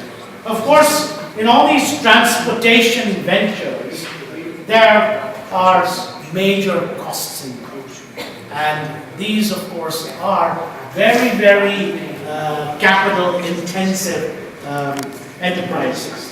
Financing the acquisition of a ship, for example, is a major concern of a ship owner. If owners of ships flagged with the Mongolian flag, if they have to find financing from foreign banks, if there are insufficient banks or other kinds of financial institutions available in Mongolia. But of course, you can attract ship owners if you are able to set up financial institutions in Mongolia, even in a small way, to be able to attract ship owners from other countries, foreign ship owners. The running costs of a ship are also very, very important, and some of the running costs will involve repayment of mortgage loans. So that is a cost of maritime transportation ventures. Crew costs is another issue. And if as a flag state, Mongolia enters into bilateral arrangements with crew supply countries, for example, China next door is the second biggest crew supply country in the world. And if you are able to enter into such bilateral relationships and advertise that to the outside world, to say that if you bring your ships to Mongolia, then under our system, we will be able to provide you with crew to man your ships under our bilateral crewing arrangements. Then, of course, the fiscal regime. Why do ships go to countries like the Mongolian flag? Because there are major tax incentives. Countries like Mongolia who are opening their doors as flag states to foreign shipping usually run on what is known as the tonnage tax system. In other words, you're telling a ship owner you don't have to pay corporate income tax, you just pay tonnage tax. And those who are in this business will tell you tonnage tax is much, much less than corporate income tax. In fact, a country like United Kingdom, about 10 years ago, it changed its policies for shipping to bring back its owners under its flag by switching to the tonnage tax system from the income tax system. This is one of the major attractions of the so-called open flag states. Then there are subsidies, other kinds of tax incentives, and ship owners and investors will be attracted to countries that provide these kinds of tax incentives. And by attracting more investors into shipping in Mongolia, that will contribute to the economic position or the enhancement of the economic position of Mongolia. Revenues from ship registration, I understand already you have had significant revenues, which is an extremely good thing. And of course, as many other similar countries do, they charge for everything, even to issue a certificate. And they have a whole tariff of charges for carrying out surveys, for issuing certificates, for doing all sorts of other such service-oriented work for ship owners. And all of that is subject to some charge or another. And that is a way that Mongolia as a flag state can earn significant amounts of revenue from maritime transportation ventures. Utilization of foreign ports was another item that I was asked to deal with. I've already mentioned Article 131 of UNCLOS, which says ships flying the flag of landlocked states shall enjoy treatment equal to that accorded to other foreign ships in maritime ports. As we have already seen, I've made mention of it, that Tianjin in China seems to be the only port, and whether or not it is feasible to negotiate alternative ports for Mongolian transit traffic is a matter that needs to be investigated. Of course, the literature that I have looked at mentions Vladivostok, but I don't think Vladivostok is considered to be economically feasible for Mongolian transit traffic. But there are some other ports in China as well. But the downside might be that there is a lack of adequate infrastructure. But distance-wise, I'm aware that Dalian, for example, is at a shorter distance from Ulaanbaatar than is the port of Tianjin. But probably the infrastructure is not available. Qingdao also is another place, which is what I've given you is some of the information I have gleaned. Tianjin is 1,700 kilometers, Dalian is 1,564 kilometers. Qingdao is about the same as Tianjin. And then there's the port in northeast China, Dandong, which is also is only 1,642 kilometers. But I suspect that in order to make these routes, if you may, economically viable, feasible, then you really need quite a bit more of infrastructure development. And that is something that could be the subject of bilateral negotiations with China, or even trilateral negotiations between China, Mongolia, and Russia. So there are many opportunities, there are many alternative ways in which your aspirations can be realized as a landlocked state And as the UNCTAD report states, you should not just consider yourself as landlocked, but rather as land-linked states. Professor, thank you very much for this very extensive and very informative and very important presentation and lecture. This consisted of so many different topics. I think that everyone who's here could listen to the topics they were interested in. And now we're, Professor, please come. And, now we are going to the Q&A session, and I hope you have, as I encouraged you, jot down some questions or comments. We would like to encourage you to take part in our discussion. As the international think tank, we are of course heavily relying on your ideas and your comments and also your thinking. And a think tank, of course, should assemble all these ideas and based on evidence-based approach, just like the presentation of Professor, and should bring out some policy-making suggestions. So in order to do that, we are of course heavily relying on your opinions. And that's why we have organized this lecture in this very lenient sort of laissez-faire regime, so that you can participate actively after the presentation. So once again, thank you very much, Professor, for this presentation. And I would like to open the floor for discussions and questions. A colleague of mine will help you with the microphone, so if someone has a question or comment, please raise your hand and we will facilitate this mobile microphone to them so that we can discuss. The floor is yours. Any questions and comments? Ships flying the flag of landlocked states shall enjoy treatment equal to that accorded to other foreign ships in American ports. What do you think? Is it privileges given to landlocked country? No, what that means is that there should be no discrimination against ships that are flagged with landlocked states, and whether that is a port in the transit state or any other port, because this is UNCLOS, it's international law. So you are here in Asia and you think in terms of Tianjin as your port, if you may, but this provision would apply equally to any port.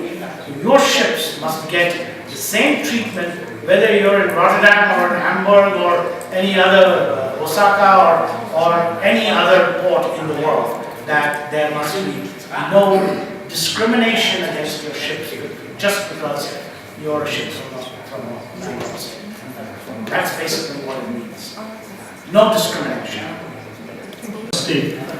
There is this misunderstanding concerning the UNCLOS, that many decision makers even understand that this article means that landlocked countries, because they're landlocked, they should be treated in a manner that it's like most favored nation or beneficiary, or a country with, because of the handicaps, they should be treated maybe better. But that's not the case. So we have to understand that this is really a clause that says you should not be discriminated because of your landlockedness, but it doesn't say you have more rights. Right? So that really we have to understand, and we have to make it public. So any other question? If not, we have listened to you, and of course we know that international or multilateral agreements are very important. And if countries become party to international or multilateral agreements, that's one thing. But the implementation or the application itself is quite a different story, right? So it has to have commitment from the member state, and then it has to have also countries that are party to this agreement. They all should work together, or they all should share the idea of implementing it correctly or fluently or effectively. So what would be a suggestion from you? How should we work here? I mean, agreements are good, But if there is no commitment from the other side of the transit nation, there's no application, there's no implementation. So we see it as a think tank in many other landlocked countries that they are beautifully written and also very effectively ratified multilateral or bilateral transit transportation agreements, but it doesn't really use them because no application. So what should landlocked countries do in order to have a multilateral agreement or bilateral agreement, but also use it effectively and they have benefits from this bilateral agreements? Again, the practical way to do it would be to organize the relationship, whether it's bilateral or regional, involving several countries, to have periodic reviews where problem areas would be identified, where rectification proposals would be made, and that those would then fall into an agenda, and changes should be made as and when problems arise. You take, for example, your agreement in 1991. Now, that is relatively old now, and I'm sure you realize that changes should be made. And you may realize those changes, the more frequently you review these agreements, the better, the more they will serve your interests. Obviously, you don't want to enter into a conflict situation because that's not the purpose of these agreements, but at the same time, there's no good to have an agreement which does not get implemented, which does not get acted upon. But parties must have provisions in the agreement that will allow the parties to revisit them periodically. And whether you like it or not, that you will still have to come to the table with certain proposals for changes so that the agreement works effectively. I think that is the way that you would do it. Then there are other arm twisting methods, we call it. Like you have something to offer, which you know the other side wants from you, and it's a give and take situation. And you bring those up to the table for discussion, and obviously agreements are not one-way streets. So there are things that you will consider as beneficial to you, but you also have to take cognizance of what the other side may wish to have from you. It's a give and take situation. Some frustrating, some bargaining will always take place. Like the provision which says that Mongolian trucks cannot cross the border to China, but Chinese trucks can. So this is, I think, a point that should be raised and should be discussed until the parties are satisfied. And if the other side says, well, we are happy with what we've got, you will then have to entice them, throw a carrot, that sort of thing. It's all part of the negotiating process. Thank you, Professor. And we have also freight forwarding companies here. And I mean, this Mongolia-China agreement, of course, is a very old one, and that's why the government is, I think, considering to renegotiate certain parts of it. And I think it's also because of this article that says only Chinese transportation companies are allowed to carry. On the other hand, are there any questions or comments from the private sector here?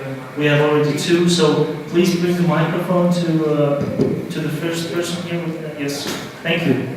I'm representing the insurance sector, local insurance company. We are Mandal Insurance, and thanks for your point on the presentation that local insurance companies should be more involved with marine insurance, which we are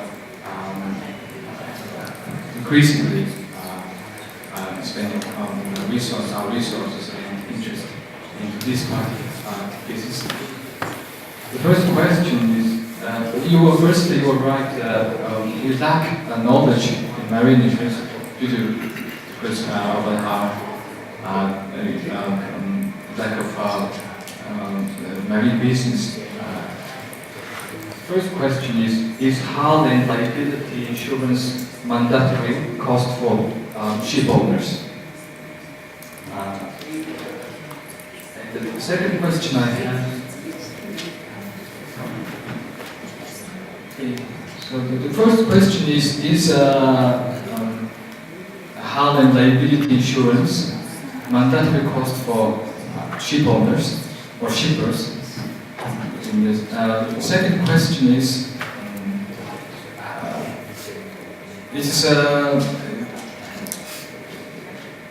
when it comes to international commerce,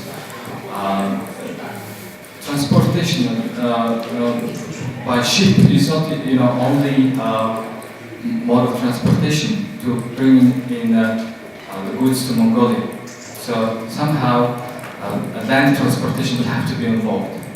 So in other words, a multi-modal transportation is it's inevitable, and I think it's also it might the interests of freight forwarding companies.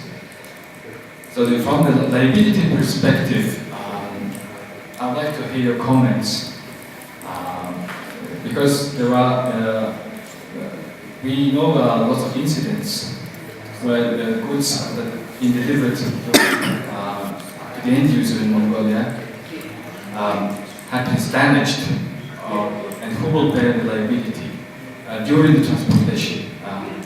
So often local freight forwarding companies are likely to become liable for such damage. And so I'd like to hear your comment on this. So thank you. Insurance, or marine insurance, is a private sector engagement. Nothing is mandatory, except for one item, and that is pollution coverage. And that is mandatory because the civil liability and the fund conventions and the other conventions dealing with pollution have made it mandatory. That is why it is. But as a ship owner, whether or not you have hull and machinery insurance is up to you.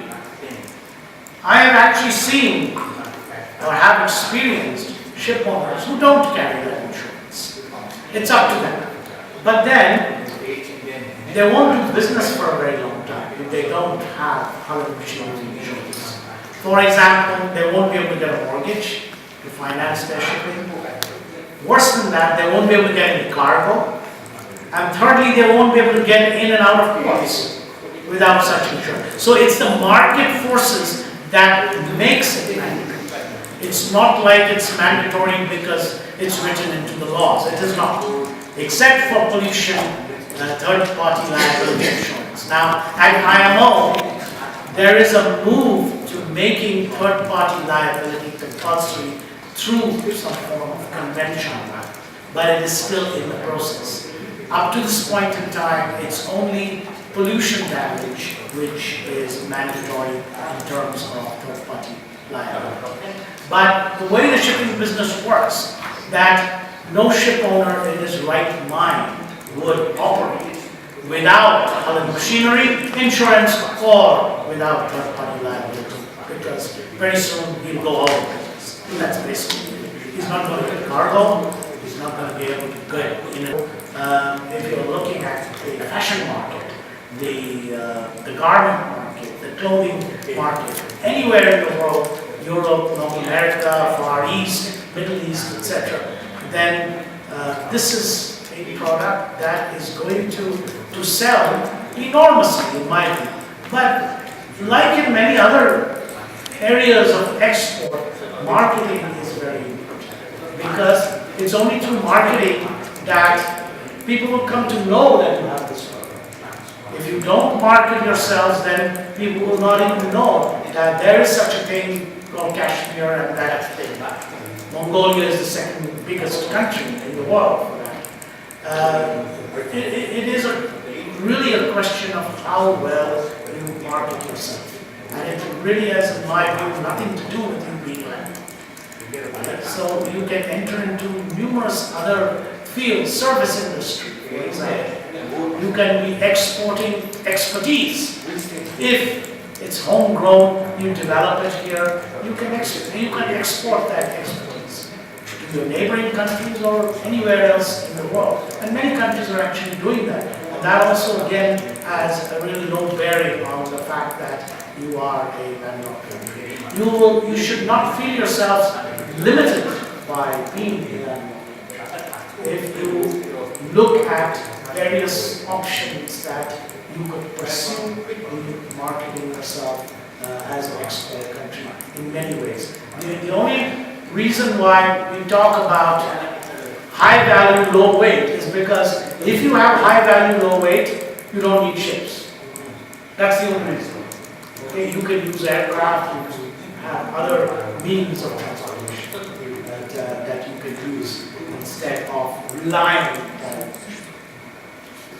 И последний говорит, профессор Саевяко игчэнтээс энэ надад бодлоо экспорт маань Монголын экспорт надад бодлоо надад гарцгүй байгаа хязгаарлагдаад санал хэлэхгүй байна гэж. Яг манай судалгааны төв бол энэ бол өөр байсан шүү дээ. Яг тэгэхээр надад гарцгүй байгаа өөрөө бид хүндэл биш болчиход байгаа гэдэг нь судалгаа бас батлагдсан байна. Жишээлбэл Монгол улсад манай хийсэн судалгаагаар нийт дотоодын нийт төлөвлөгөөний 6.3% зөвхөн тэмэрт зарцуулж байна. Тэгэхээр энэ бол маш өндөр тооллоо. Тэгэхээр энэ бол яг биднэрт санал өчрөөлөд байна. Зүгээр яг тэр одоо үнэтэй өөрчлөлт ихтэй жин багтаадын бараг одоо сайн боловсруулаад тэгээд одоо их тийм хэмжээгээр биш зөв зах зээл дээр зөв зүйлээ хөрвиж чадах юм бол огцоорч байдаг. Тэгвэл мөн бас одоо үйлчлэгээний салбарттай бас ийм одоо зах зээлийг бас олоод тэндээ өрсөлдөх юм бол бас боломжтой гэсэн санааг хэлж байна гэж би ойлгож байна. Тэгээд яахгүй бид нар түрүүний тэр ярьсан далайн гарцгүй учраас далайн бомбыг ашиглах ёстой. Далайн бомб руу их замтаа байх ёстой. Замаа бас дэд бүтцийн бодлогын үед зүг байх ёстой. За тэгээд олон улсын гэрээ конвенцэд нэгдэж орох ёстой. Нэгдэж орсон гэрээ конвенцэд зүг зүгтээ хэрэгжүүлдэг байх ёстой. Нэгдэж орсон гэрээ конвенцийн заалтуудыг бас үнээр өөрсдөө хэрэгжүүлж чадах чадвартай байх ёстой гэсэн ийм өгүүлбэрүүд бол манай судалгаанд бас гарсан байдаг. Тэгээд энийг бас хэлж байна. Шинжлэх ухааны технологийн сургуулийн багш Антон. Тэр удирдлагын чиглэлээр оюутнуудад бас хичээл ордог. Тэгэхээр энэ далайн стандарт хэрэгцээ хичээл бас ордог. Тэгэхээр надад нэг юм сонирхолтой асуулт байна. Юу гэхээр манайхан далайчин бэлдэж байгаа юм Монгол улс. 4 оюутан байгаас тийм. Тэгэхээр далайчин 20 жил 30 жил бэлддэг гэж би ер нь мэдээлэлээс уншсан. Яг тэр далайчин хүн бол далайн хажуудаа өсдөг тэнтэй. Тэгээд тэргээр өвчлөдөг далайгаар тэгчээс далайчин болдог. Тэгэхээр дэлхийд бэлэн далайн ачтын багууд зөндөө байдаг юм байна. Баг одоо танаа ажиллаж өгөө өсөө. Ялангуяа одоо хурцнаас ашиглаж орнуудын багууд бол ажиллаж болсон зөндөө баг байдаг. Тэгэхээр та нэг юм зөвлөгөө монголчуудад өгч. Монголчууд одоо далайчтай хийгээд тийм хизээ бэлэн болох боловсон чинь гээд хугацаа алдах ёстой юм уу? Эсвэл бэлэн тэр багуудыг хөрслөө усан онгоцондоо тэгээд тэднийг ажилуулаад тэгээд тэр далайн баялаг бол дэлхийн өв хөрөнгө дэлхийн хүн төрөлхтний өмч гэж хуулийн дээр байдаг. Тэгэхээр энэ хуулийн дагуу бүх улс орнууд квота ашиглах ёстой. Тэгэхээр Монгол улс тэр квота ашиглаж чадахгүй бол тэр одоо далайгаа эзэмшүүлдэг байгаа шүү дээ.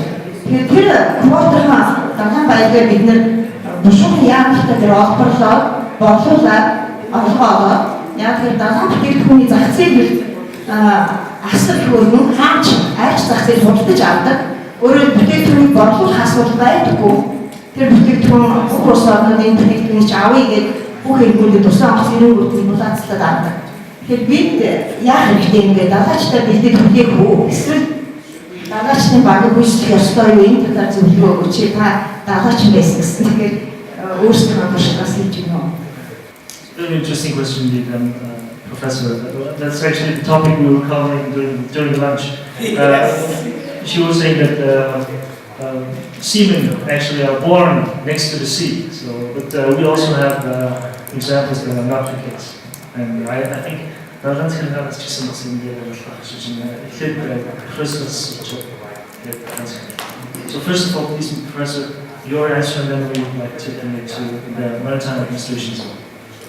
Okay, I will very briefly respond to that. It's true, the general perception is that seafarers come from places near the sea, or even near the river. I grew up in a city which is a river port. I actually never saw the sea before I became a seaman. I only saw the rivers. But I saw the ships coming into my port through the rivers. But when I went to train to be a seafarer, I discovered that many, if not most, of my classmates had never seen the sea before because they came from the mountains. They grew up in towns and villages inland into the mountains. But there was a desire or an ambition to go abroad, go to other countries, and in those days you could only do it if you went to sea. That was the reason why many from my time entered into the seafaring profession.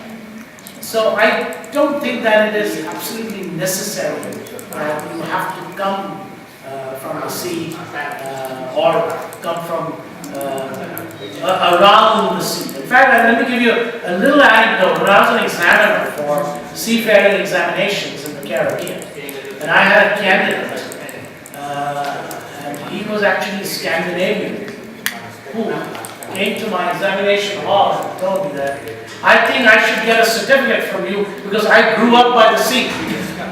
And my answer to him was that if that is your argument for getting a certificate, you know, I live next to the airport, so I should get a pilot's license without ever having flown a plane. So I don't believe that it's absolutely necessary that you have to come from a sort of a region next to the sea to become a seafarer. But I will leave it to you to expand on that. And I absolutely support Mongolian seafarers. There was also the question: do we have to wait like 20 years in order to have our own seamen or sea crew? Is it necessary that they have to be trained that long? No, not at all. I don't think that there is a process through which you gain experience to be able to qualify, but it's not like it takes half a lifetime. But I'm sure that he can answer that question. Yes. It should also be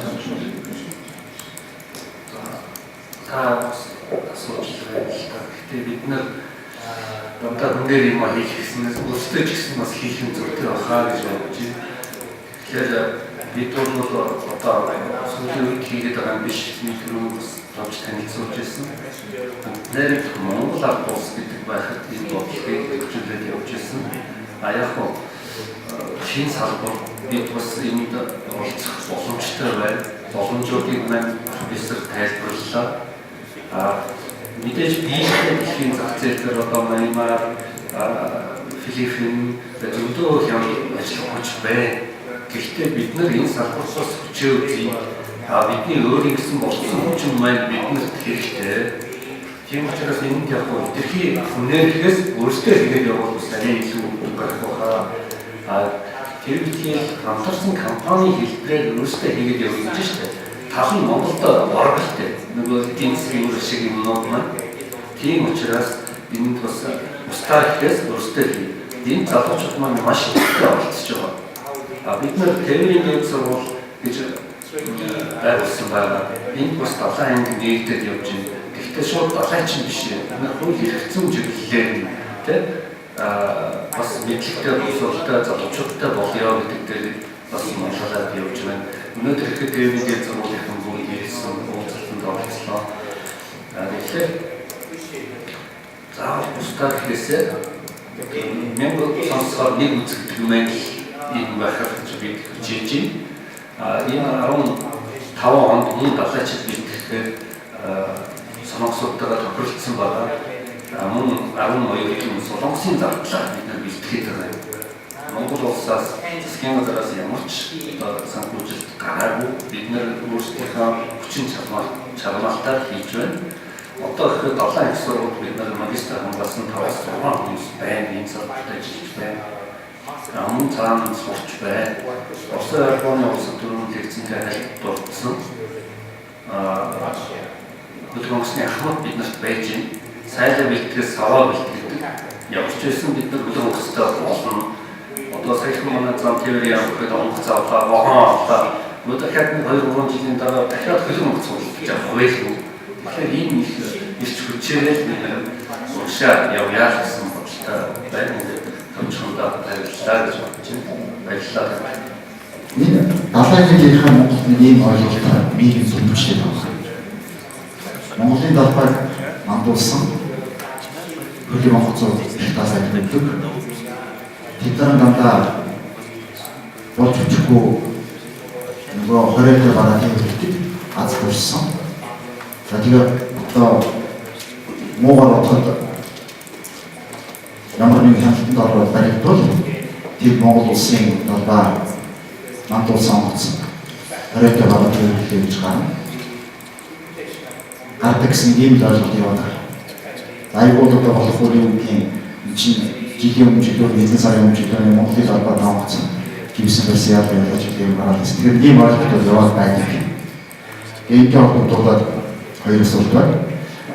Монгол улс төрийн далбаагаа түрээслүүлж эсвэл өөр ямар ч хэлээр энэ далайн конвенцийн дагуу үйл ажиллагаа явуулдаг вэ? Энэ дотор одоо нэг зан сайн нуур гэх юм уу? Жаалын гэх юм уу юм дээр байна уу? Хоёрдугаар асуулт нь Монгол улс экспортод эзлэх уулуурхайн бичээний хэмжээ жилээс тутам бичээний уулуурхайн хэмжээ нэмэгдээ цааш явах нэ. Үүн дээр манай далайн захиргаа ямар бодлоготойгоор ямар оролцоотойгоор оролцсон гэсэн төлөвлөлттэй байдаг вэ? Түрүүн одоо ихч маань тэр хэллээ шүү дээ. Магадгүй одоо тодорхой хугацааны дараа Монгол улс заавал нэг албагаа төлөвлөж байх биш. Өөрийн гэсэн онгоцтой болоод ингэж явах ийм болцоо байна гэж. Тэгэхээр ийм бодол одоо манай төлөвлөж байгаа юм. Ямар ч хэлбэрээр байж болох вэ? Бид нар бол нэг ийм ойлголтын жоо шиг нийгэмд манай шийдвэр гаргадаг төвшөлт ч гэсэн. Ерөөсөө Монголын жоохон нүүрсийг засгийн байжмлыг портер авч авчих болоод гэж. Магадгүй тэр портоос цаашаа эцэг хэрэглэгч төрөх тэр хугацааны тэр зай дээр тодорхой хэмжээний орлогыг Монгол улс алдаас болж байгаа. Өнөөдөр шаардж байгаа юм шаардж байсан. Тэр энийг өөрийн болох ямар байдал болцоонд байна гэж. За профессороос нэг асуулт байна. Энэ хоёр хүчтэйгээр бид нар олон жил ярьсан л да. 70% хятад юм Оросын холбооны улсаар дамжиж тээвэрлэж байгаа Монголын ачаанд тодорхой хэмжээний тарифын хөнгөлтийг үзүүлэх болцоо байна гэж. Олон удаагийн уулзалтыг нэгдсэн үндэсний байгууллагын дэмжлэгтэйгээр зохион байгуулсан. Харамсалтай өнөөдөр эцсийн байдлаар гар үсэг зураг гаргацсан хичээгээр тэрийг санахгүй. Үүнтэйгээ холбоотой үйлчилсэн хүчин гэхээр за Орос руу орж байгаа юм Оросоос ирж байгаа хятад руу хятадын экспорт Монгол руу ирж байгаа Монголоос хятад руу гарч байгаа экспортын хөл ярих болъё. Орос хятад гэсэн энэ хоёр хөрш орны дамжаад бомбоор дамжаад энэ хоёр улсын эзэмшлийн бомбуудаар дамжаад Монгол руу ирж байгаа буюу Монголоос ирж байгаа ачаанд би түр замын хөл ярьж байна. Түр замаар дамжуулан тээвэрлэж бомбуудын хооронд тээвэр хийхэд тодорхой хэмжээний хөнгөлт үзүүлнэ. Өөрөөр далаад орцгүй орнуудын хувьд хөнгөлт үзүүлнэ гэсэн ийм зард олон улсын энэ далайн тээврийн конвенц байдгүй. Байдаг бол тайлбар нэг тодорхой тайлбар хийж өгч гэж баярлалаа. Бид Монгол улсын нээлттэй хөдөлгөөн усны бүртгэл явуулт юм аа. Өөрөөр хэлбэл Монгол улсын хөдөлгөөн усаа бүртгүүлэх гэсэн хөдөлгөөн усны одоо эцсийн өсөлтийг хүлээж авч хөдөлгөөн усны бүртгэлд хамааруулах. Нэгэнт Монгол улсын бүртгэл орж иж байгаа онгоц маань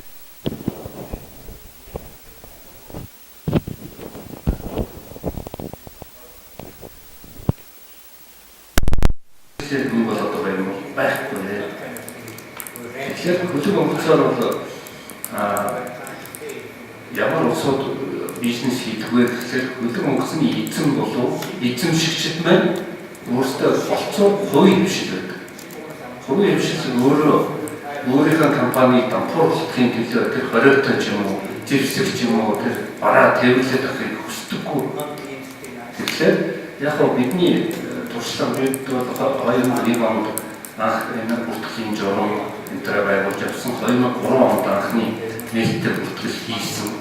Англи нээлттэй бүртгэл хийх явцад бид олон төрөл одоо асууж ирсэн.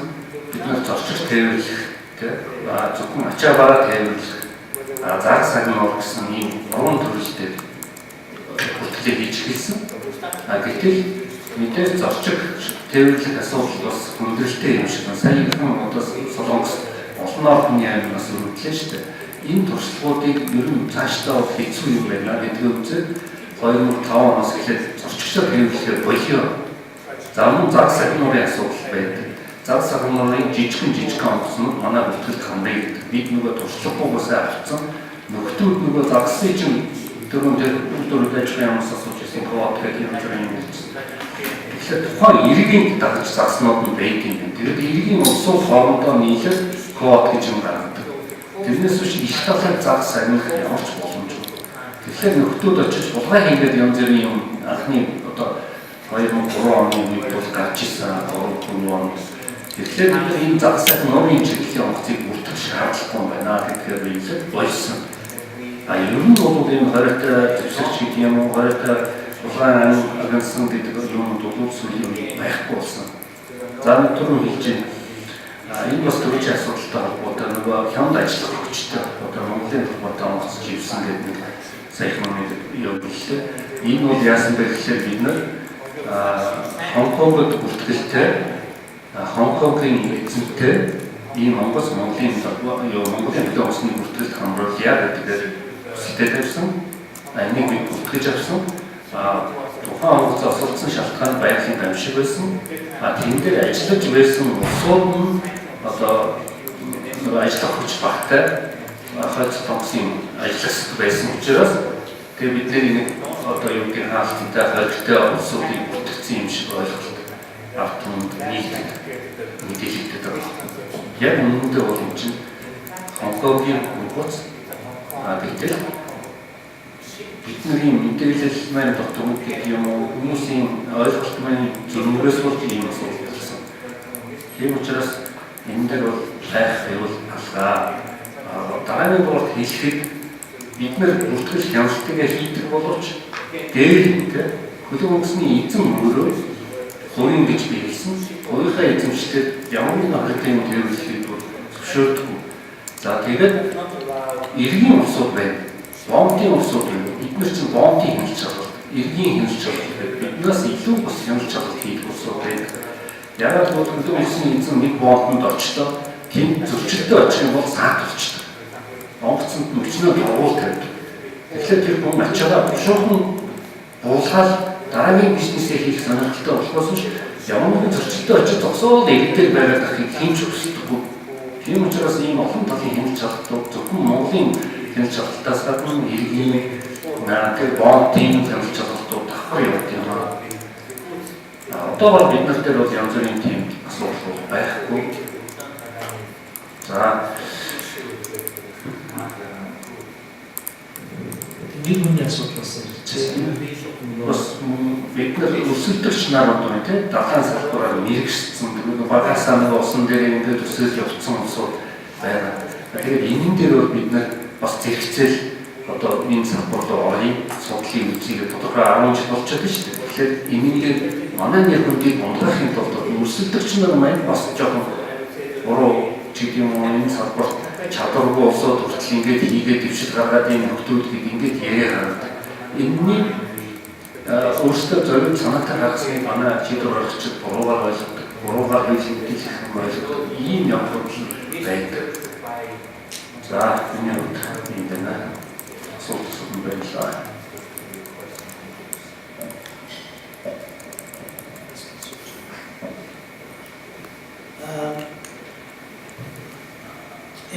If I understood you correctly, what you were asking is that what kind of incentives can Mongolia as a landlocked country offer to maybe a transit state like China for them to have favorable tariff conditions?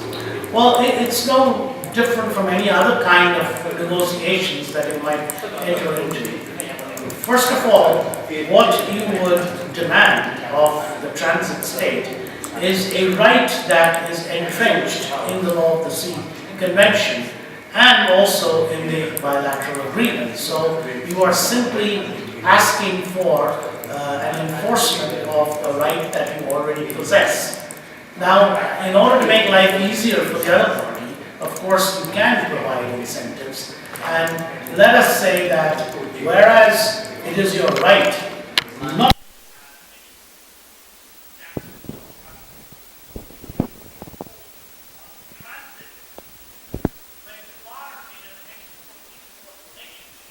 with the transit state itself, that is where you can make certain concessions in relation to tariffs. And that would be like offering, it's just like giving a discounted price to the party from whom you would wish to have some favor. And that is how we would develop a good bilateral relationship. I mean, I can't see anything special in that sense. You would use the same mechanisms that you would in dealing with any other country. Let us say you enter into an export-import agreement with another country, somewhere in Europe or wherever.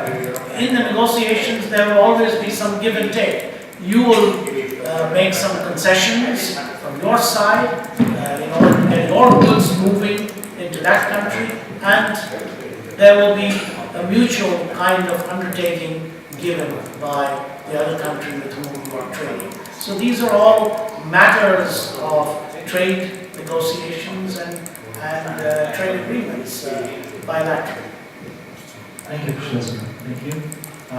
Би нэг товчхон зүйл нэмэлт бас энэ дараалал эрсдэл тухай конвенцийн транзит тээврийн тарифын тухай заалтууд байдаг гэж түрүү бас нэлээд тодорхой ярьсан. Энэс гадна хамтлагийн худалдааны байгууллагын худлаа хөгжлөх хэлцээр дээр бол яг энэ тарифын асуудлыг бас нэлээд тодорхой заавал гэж энэ талаас манай судалгааны төлөө сая хамаагүй судалгаа боловсон юм танилцуулсан. Тэнд бол яг энэ транзит буюу дамжин хүчтэй тээврийн бараан дээр бол ямар нэгэн дамжин хүрэх орон маань бол статур нотолгүй өнөөдөр шинжлэх байж болохгүй гэсэн тодорхой заалтууд байж байгаа.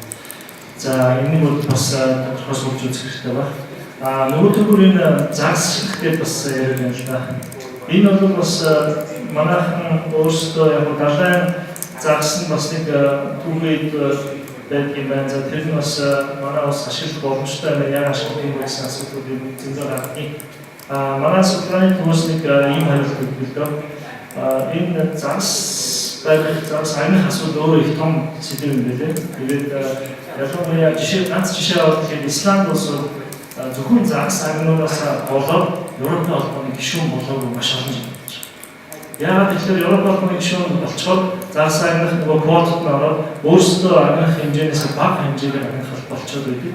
Тэгэхээр зөвхөн тэрнээс болоод Европын холбооны гишүүн болохгүй маш удаж ирсэн тийм асуудал байж байна. Одоо бол тэр сэдвэрээ хоорондоо ярилцаад тохиролцоод 7 жил ярилцсан гэсэн үг бас одохгүй Европын холбооны гишүүн болдгоо мах Европын холбооны эдийн засгийн бүсийн гишүүнээр бас ороод ярьж байгаа юм байна. Тэгэхээр манай улс бол яг бодит амьдрал дээр харахад загас агнах хэмжээний хүртлээр бол нэлээд байна. Энд дээр мэдээж техник хэлбэртэй ноу-хау хэрэгтэй мэдээж тэр хамаагүй холбоосууд хэрэгтэй. Тэгэхээр энэ дээр бол сүнлэн олон жилийн юм ярьж байгаа. Одоогийн байдлаар боломжгүй байгаа гэсэн.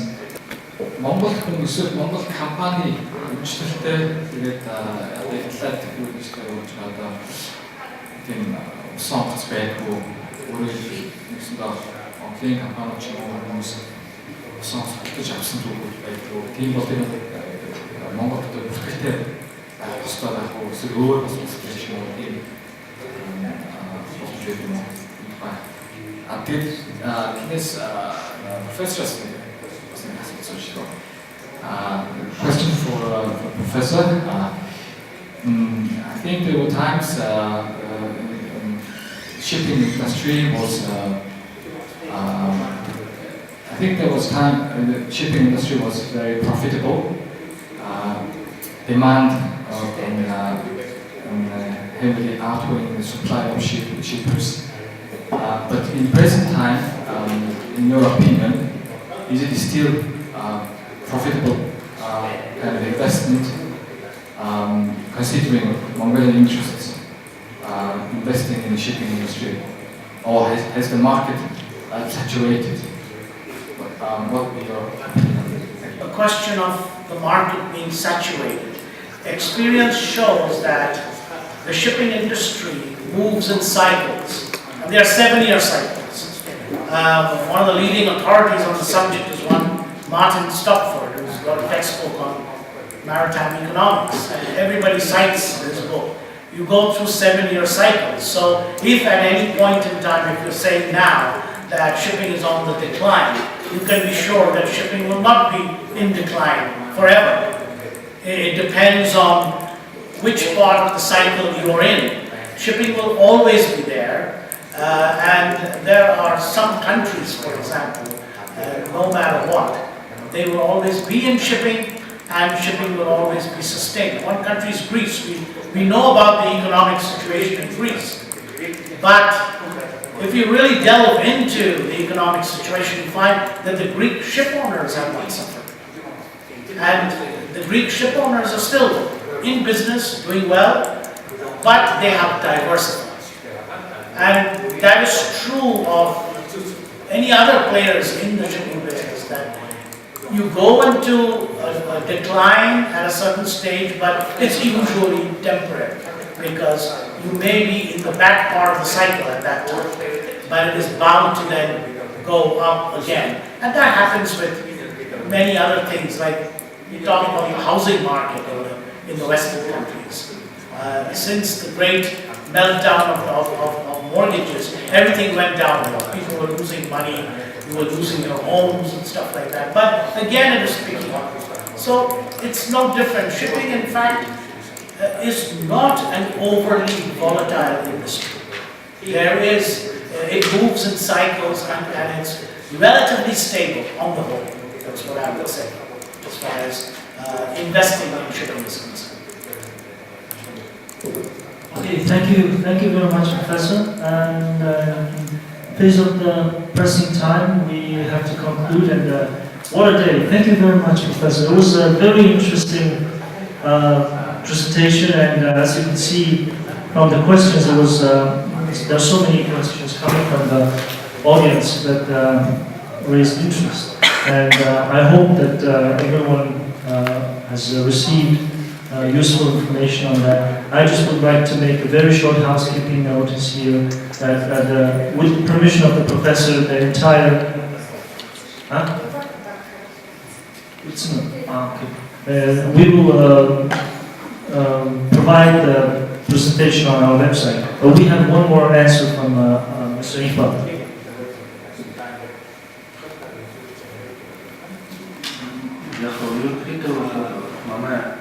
LLDC를 고치다 чадвар сайцгүй өндөр боллоо шүү дээ. Үнэхээр өөртөө хөвөлөд байна. Хааны хөдөлтөж авах үргэлжлэн нээлттэй байгаа нийслэл бол байдаг.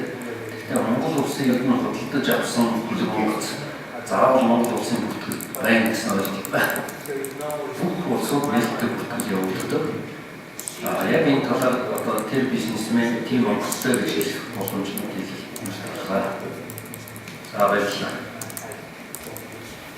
Thank you very much. I would like to use this opportunity to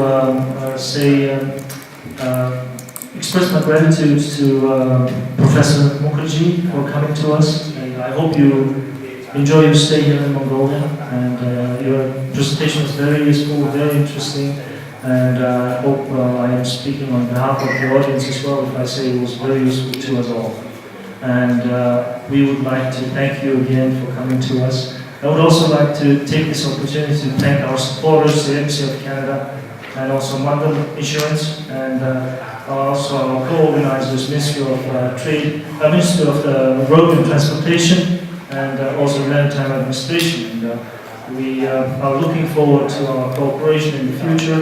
And this lecture was also, I would like to mention that this lecture was organized by the International Think Tank in the framework of a series of different topics and lectures on different topics And last December we organized same lecture on the economic development of landlocked developing countries. So keep visiting our website, it's landlocked.org, and please keep being informed by the Maritime Administration, and our think tank will be very active in the future, and you will be informed via our Facebook and web page on future events on the site, which says upcoming events. So if you're interested in landlockedness, trade, and international trade, and maritime issues, please don't hesitate to visit us here in the UN House. We're just downstairs, and also our website and our emails are always open for you. Thank you very much, and thank you for your questions and comments. I would like to wish you all the best, and best wishes for your personal well-being. Thank you very much. Thank you. If I may just say, first visit to Mongolia, thanks to Begelma who organized everything. And of course I was looking forward to meeting you because I heard your name through all the correspondence, and I'm very grateful that you invited me, and I wish to thank the audience for being patient with me. And sometimes because I'm a teacher I can babble on for a very long time, and sometimes you might feel bored, but I'm actually very grateful that you were a kind and patient audience, and that is a great satisfaction to somebody whose teaching is his vocation. Thank you very, very much. Эцэн дэвтэртэй оролцсон хэмжээр болсон та бүхэнд бас дахин талархлаа илэрхийлье. Баярлалаа.